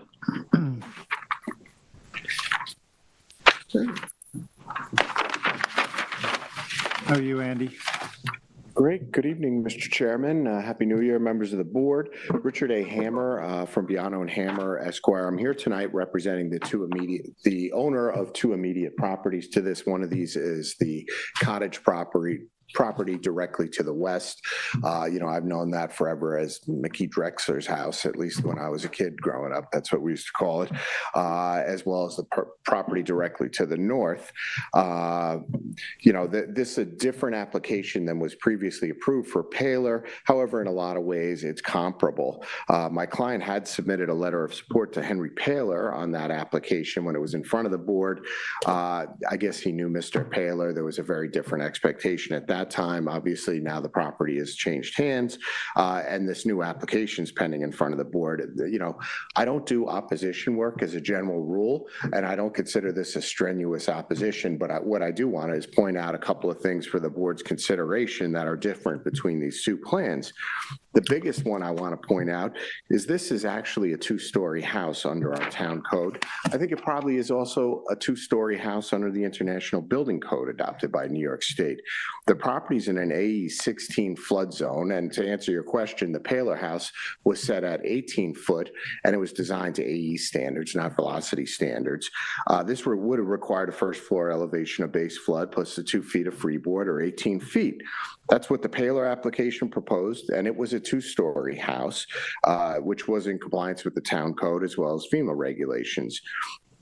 I will acknowledge that a two-story house with a pitched roof, Paler was also allowed to be higher. The height limits are based on your pitch, roof, et cetera. So that it actually was probably designed at 30 or 32. I think it was 32 feet because this is a residence, but it was a pitched roof, just a very different appearance. In this instance, based on the location and the recommendations, and I probably think it's a very sound recommendation that you design to velocity flood zone standards, particularly in this location. For the record, I handled the Louder application, although that isn't the property that's in front of you tonight. I'm very familiar with the erosional issues and what happened on that property in the past. However, this applicant chose, presumably, the VE 18, which does appear on the property, but they actually designed to a VE 20.4 standard. If you look, their first floor elevation on this is 22.4 feet. That far exceeds, that's 4.4 feet higher than Paler designed. So if you were to design to the VE flood zone, you could choose VE 16, which would put your first floor at 18. They didn't do that. It's at 22.4 feet. Based on their plans, adjacent natural grade is at 8.4 feet. That's your first floor elevation is 14 feet above natural grade. Under our code, a foundation extending more than 4 feet above grade is in fact a story, unless it's being done to comply with FEMA. In this case, they're not complying with FEMA, they're exceeding FEMA. And I think there's an obvious reason why you would want your first floor to be as high as you could possibly have it on this property. I'm sure the view gets lovelier and lovelier each foot that you go up, and we're not all 6'8" or whatever. So I think that's a help. But the first floor is exceeding FEMA requirements by 4 feet. Therefore, under our town code, this is a two-story house, and it is proposed to be, built to the maximum height allowable for a flat roof structure of 25 feet.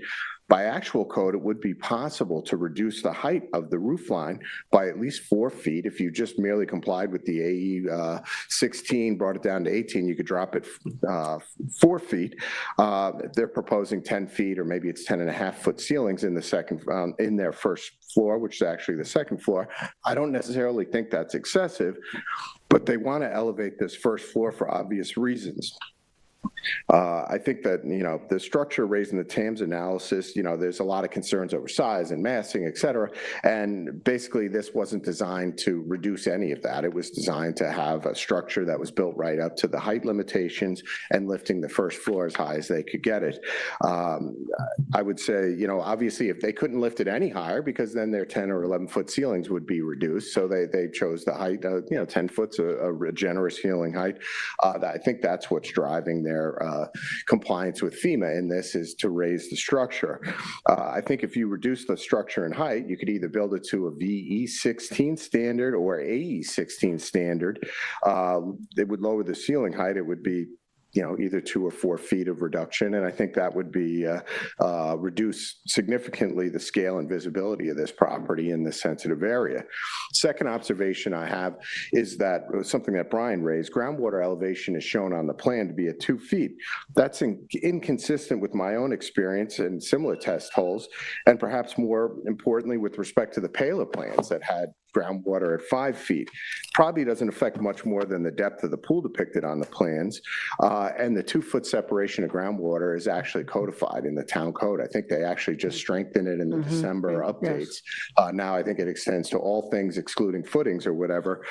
So I do think that whatever is done with that, it should be verified that, in fact, they're maintaining that criteria. It's part of the code, and I think it was something important enough that the town board, sought to extend it to all structures as well. So that's all I have to comment on the application. If you have any questions, happy to answer them. Would you mind showing us where the 2 properties are that you represent? The first one, this is, which one is this? Is it right? That's the property where, That's the one, property, right. Yeah, that's the property. Right. It's this property right here, Uh-huh. which is the cottage property and the property. oh, okay. Thank you.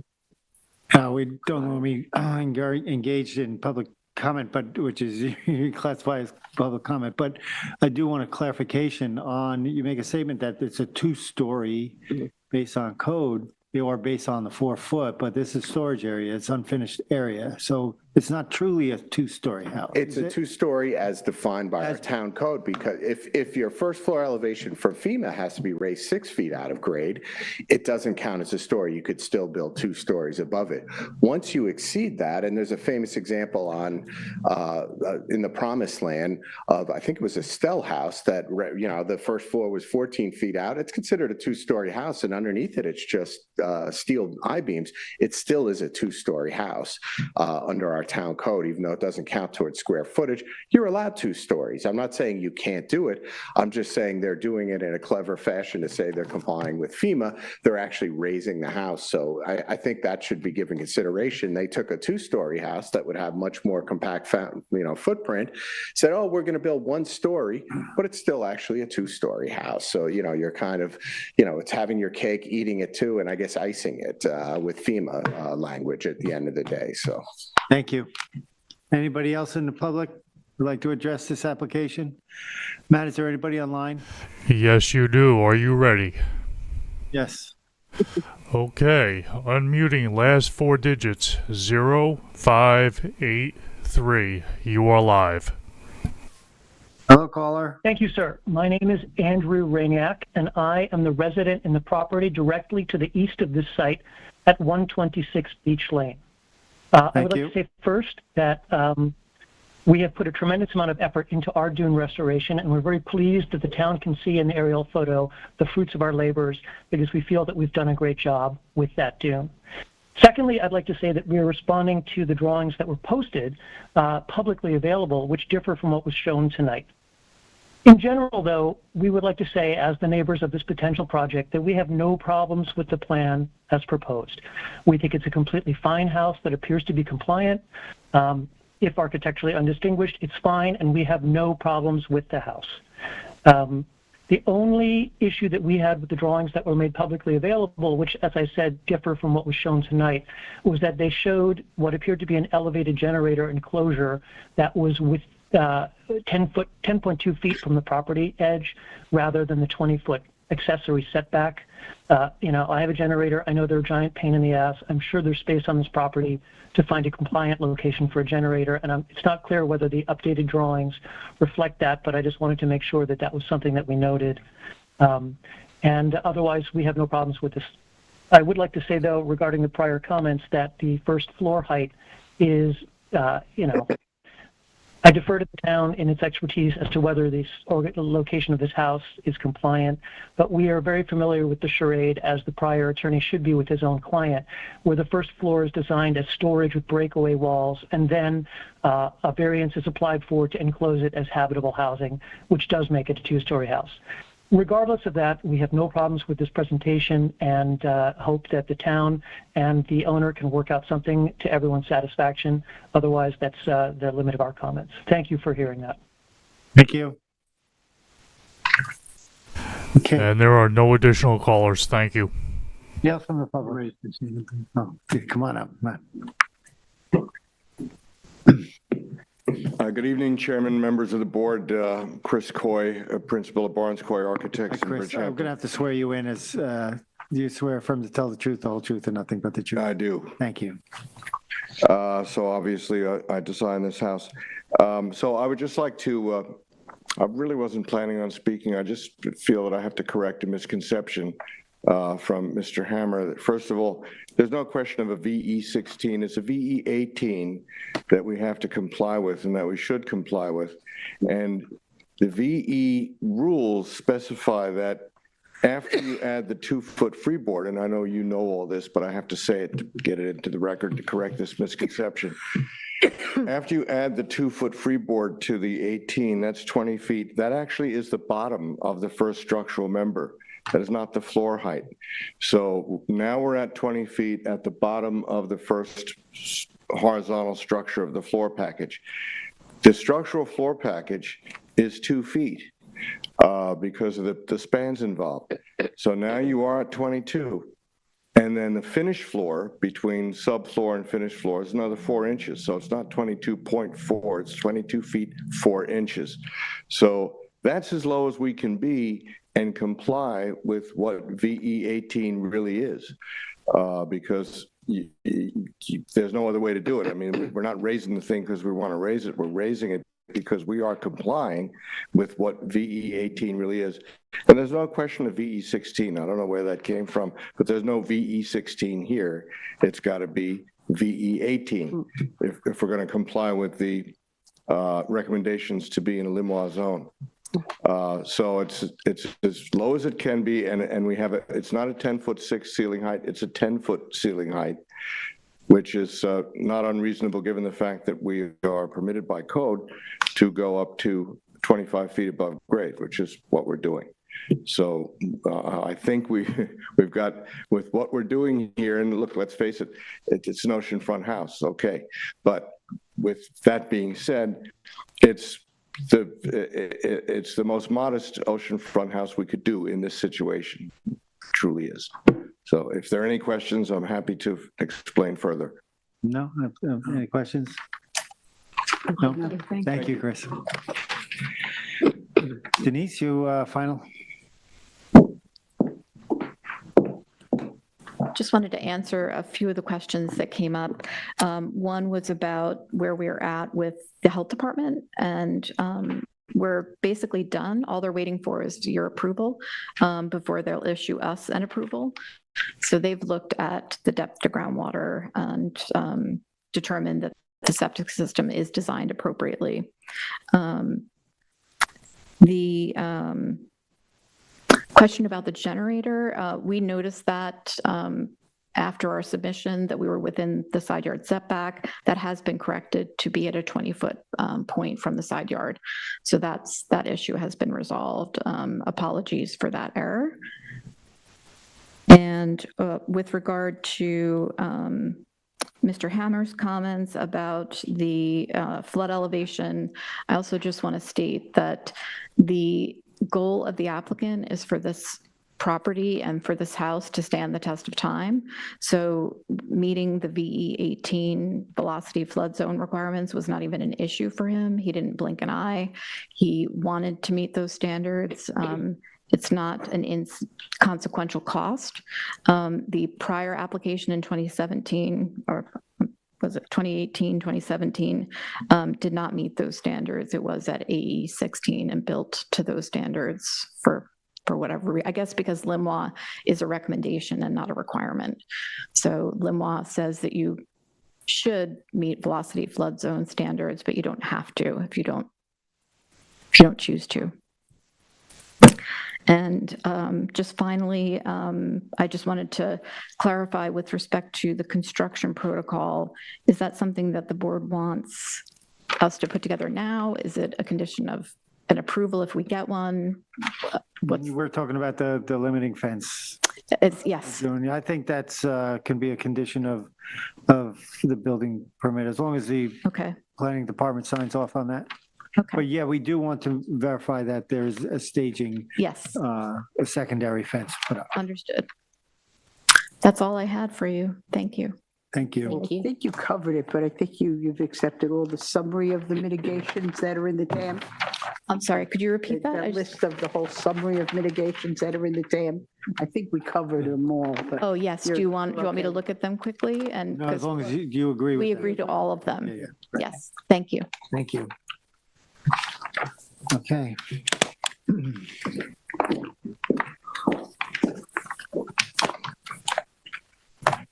Therefore, I'd like to make a motion to close the public hearing and the public record for 124 Beach Lane LLC at 124 Beach Lane, Wayne Scott, Suffolk Tax Map Number 300-202-2-8.2 and 9.1. Second. Concur. Thank you. Thank you. Thank you.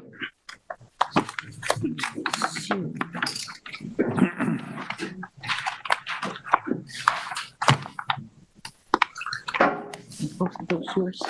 I think they might be. Yeah, they were from here. Okay.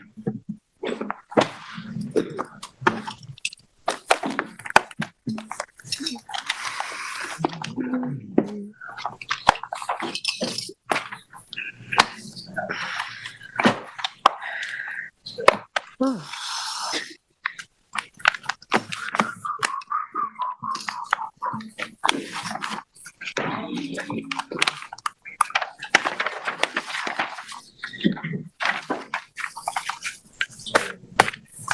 Okay.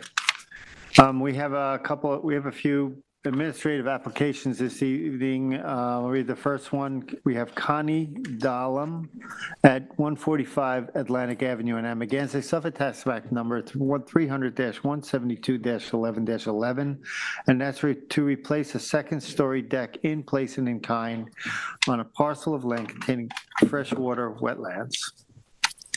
Morgan? Okay. So the application is proposing to replace a roof deck right here, second story, it's second level, but it's a roof deck on top of the first story, in place and kind. And they are also proposing to remove some unpermitted structures as well as remedy some unpermitted clearing, with a 3,840 square foot revegetation. Anybody have a problem with this? What are they taking out? What are they taking out?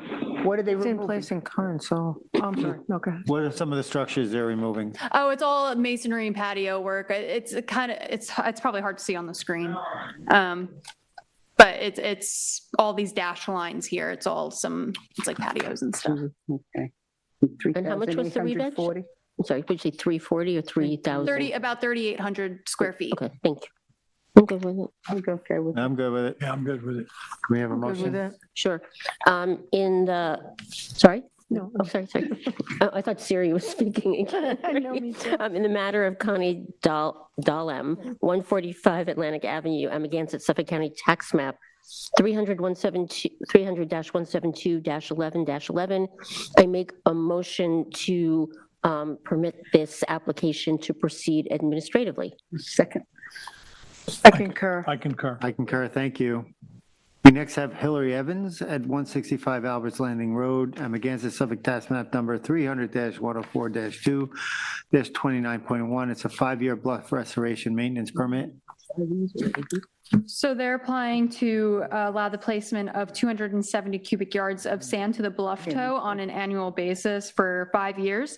The zoning board granted approval of a similar basically the same application in 2022, which was valid for 3 years.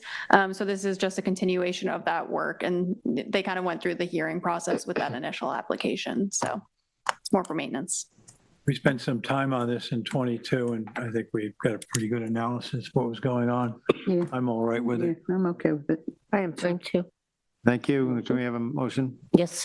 In the matter of Hillary Evans, 165 Alberts Landing Road, Amagansett, Suffolk County Tax Map 300-104-2-29.1, I make a motion to allow this application to proceed administratively. Second. I concur. I concur. I concur, thank you. Next, we have Ronald Wagner at 21 Grant Avenue in Montauk, Suffolk, tax map number 300-68-12-3. It's to construct a 448 square foot swimming pool, patio shed, and retaining wall on a property containing freshwater wetland. So the wetlands are up here on the north side of the property. It's just, it's a kind of a small wetland that extends slightly onto this property. It's a pretty straightforward pool application with the associated patio and shed. So could you just blow it up a little bit? Because the green, it's hard to see. It's kind of a weirdly shaped, it's like a very long property. So the wetland is up here on the north end. Okay. And then the proposed structures are the neon green here. And it's in a area designated as cleared. It's actually, there's a lot of bamboo over here actually, but it's considered a cleared area. So there's definitely going to need to be some removal of that bamboo for this construction. And then they are also, the property is pre-existing non-conforming clearing limits. They are proposing a small, like 200 square foot revegetation up here to bring the property into conformance with clearing. 200? 200, yeah. But they're bringing it into compliance. Conform, so they're bringing it under the maximum allowable. So I think a little bit slightly under the maximum allowable. Like I said, it's technically pre-existing non-conforming. And what's the distance to wetlands for the pool? It's almost exactly 100 feet. It's like 100.3, I believe. There's no variances. No variances. And this property hasn't been in front of us for the house. It has not. No, it's pre-existing. Yeah. Non-conforming. Okay, I'm okay with it. Yeah, I'm okay with it. You know you're going to hem and haw. I am hemming and hawing. It looks like it's really. What are you thinking about the retaining wall? Well, yeah, the retaining wall, and just, it looks very steep. Yes. Going down below it. I'm thinking about the people down there. How high is the retaining wall? Do we know? Let's see. I don't know if I have the. Okay. I have the pool plan. No. I'm okay with it. Don't know off the top of my head. Yeah, they meet with separation. Mm-hmm. We had another They do meet the property. separation to groundwater and everything. There are plans that show that. Okay. I'm good. And there are other pools in the neighborhood and. Yeah, all there's, that. let me pull up the aerial. That is a better visual anyway. All right, can we have a motion? Okay. Then in the case of Ronald Wagner, 21 Grant Drive, Montauk, Suffolk County Tax Map 300-68-12-3, I'd like to make a motion to allow this application to proceed administratively. Second? Concur. Concur. Concur, thank you. See how. There wasn't a lot of hemming or hawing. Just a pause. All right, we're going to go, we have one post-hearing decision this evening, and that is 3 Beach Plum LLC at 3 Beach Plum Court, Amagansett, Suffolk tax map number 300-110-2-19.2.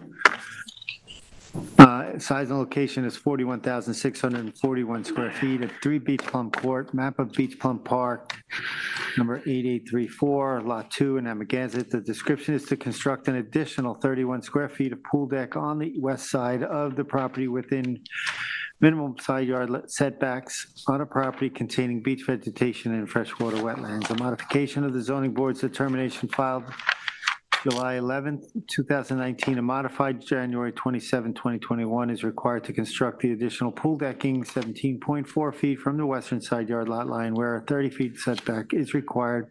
Zoning district is A3 residence, AE flood zone elevation 10, and the secret class is type 2. Member Mearing, you want to go? Yes, thank you. So we had this was a modification that we denied as a modification, but wanted a modification with hearing. Oh, okay.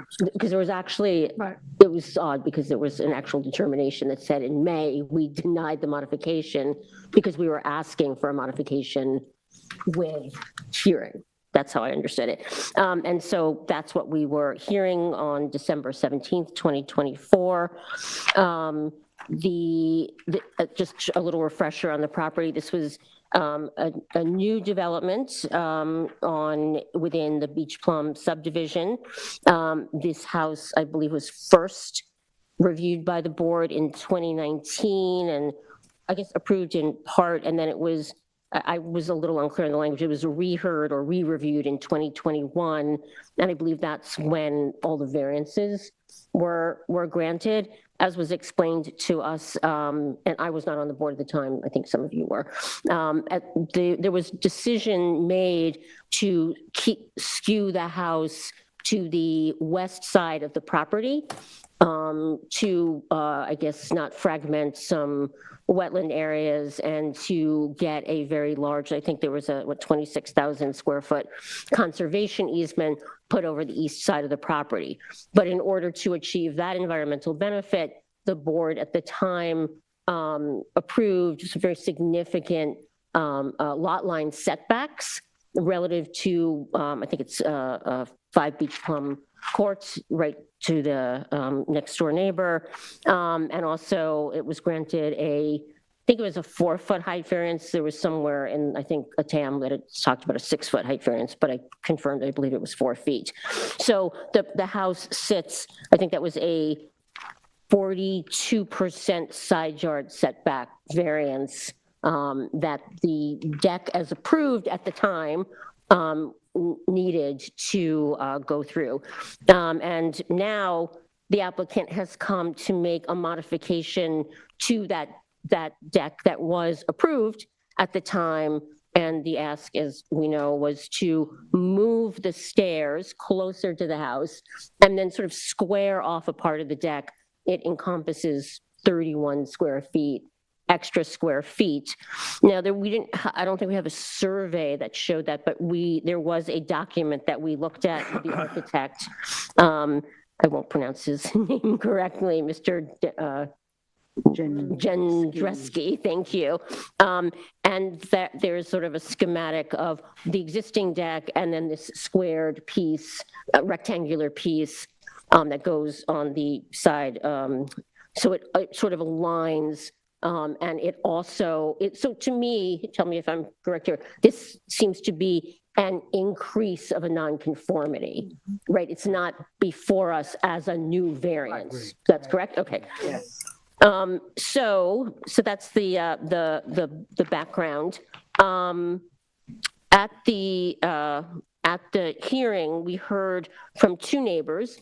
We heard from the neighbor in person, who is the owner of 5 Beach Plum, and that is the neighbor who's most impacted by the lot line variances that were granted last time. As I understand the history, that neighbor had also participated in the prior public hearings and had concerns about the property. We also heard from the neighbor at 1 Beach Plum on the other side, but that was a bit of a more generalized comment. The neighbor at 5 Beach Plum had very specific concerns that even though it's a small area, it actually does encroach even more. And from what we could tell looking at the schematic or the drawings, it doesn't look like that area of the deck will have things on it and will be actively used. So all in, I struggled with this one a little bit because, you look at it and you say, oh, it's only 31 feet.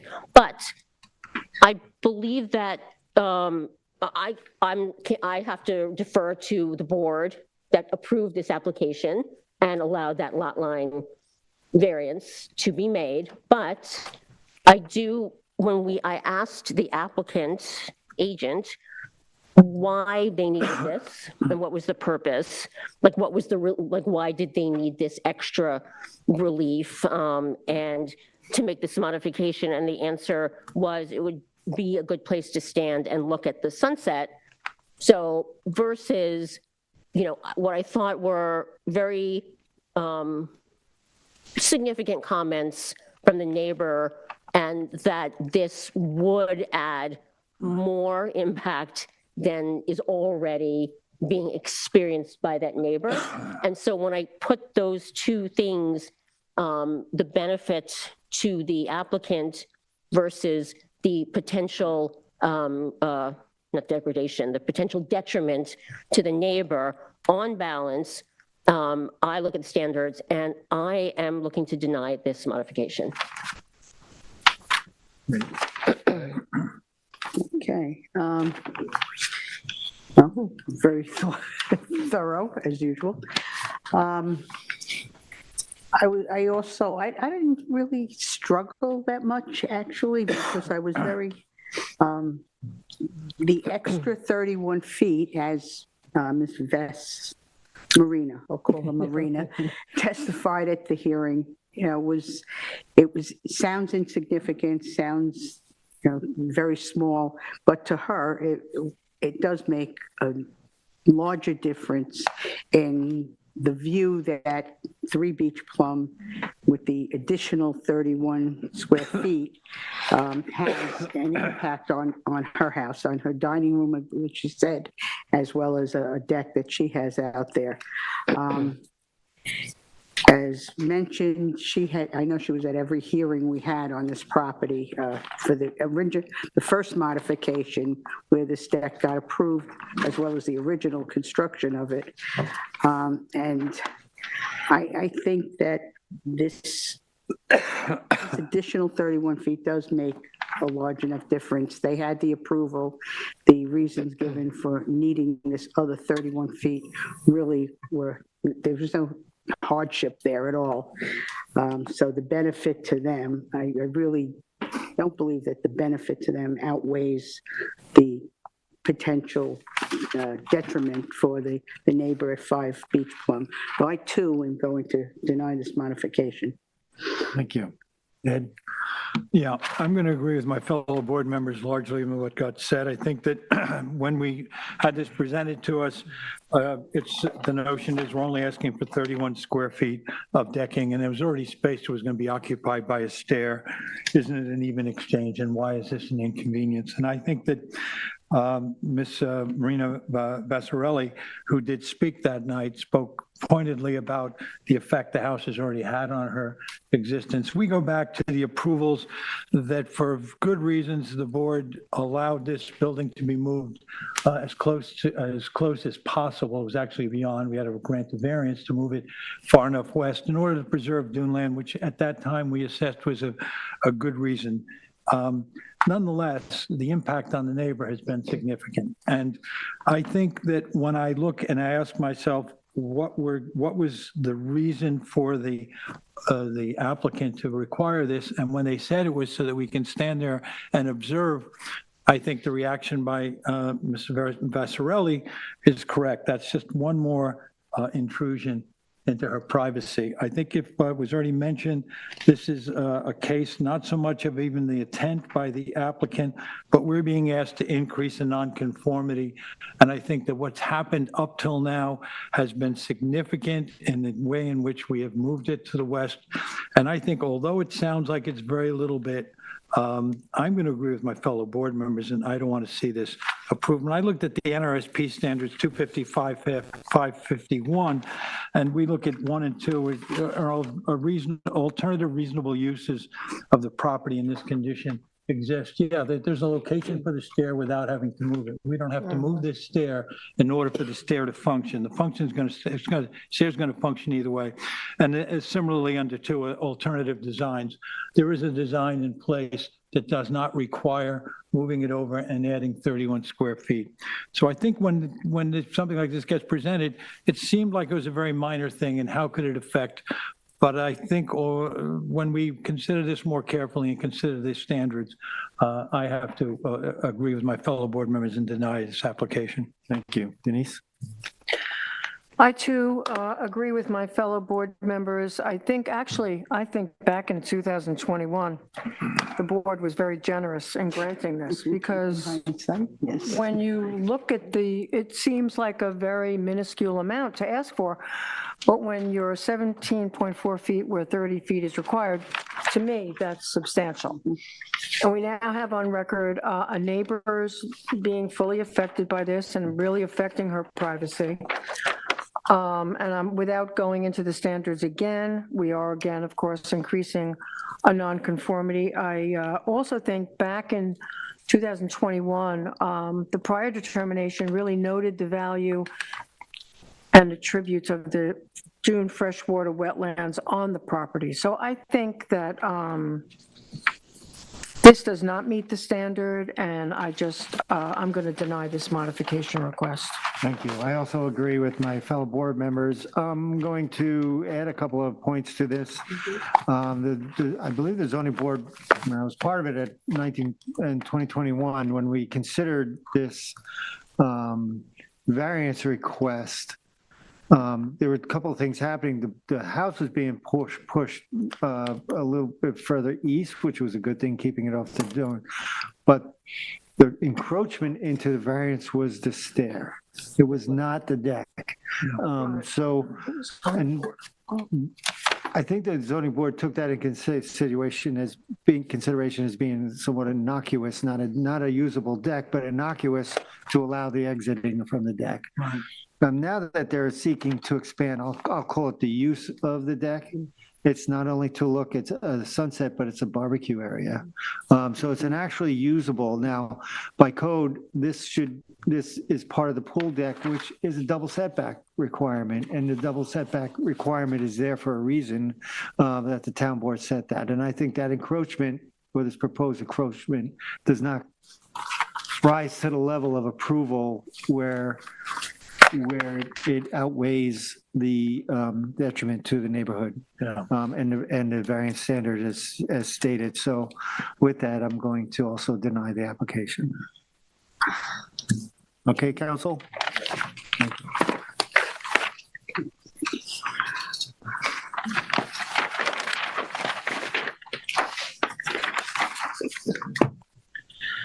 Okay, I think we have draft minutes of January 14th, 2025. I'd like to make a motion for the East Hampton Town Zoning Board of Appeals to approve the minutes from January 14th, 2025. I'll second it. I'll concur. Concur. Concur, thank you.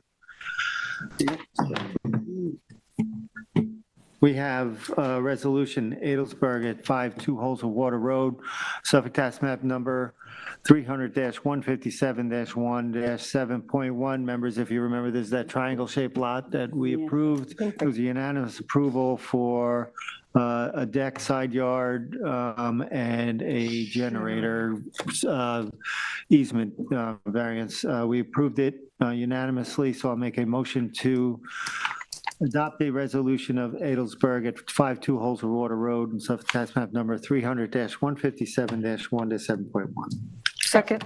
Concur. Everybody wanted to second. Thank you. Triangle. And Vice Chair. I would like to make a motion to adjourn the zoning board of appeals on, I don't know what date it is, January 21st, 2025 at 8:46 PM. Second. Concur. Concur.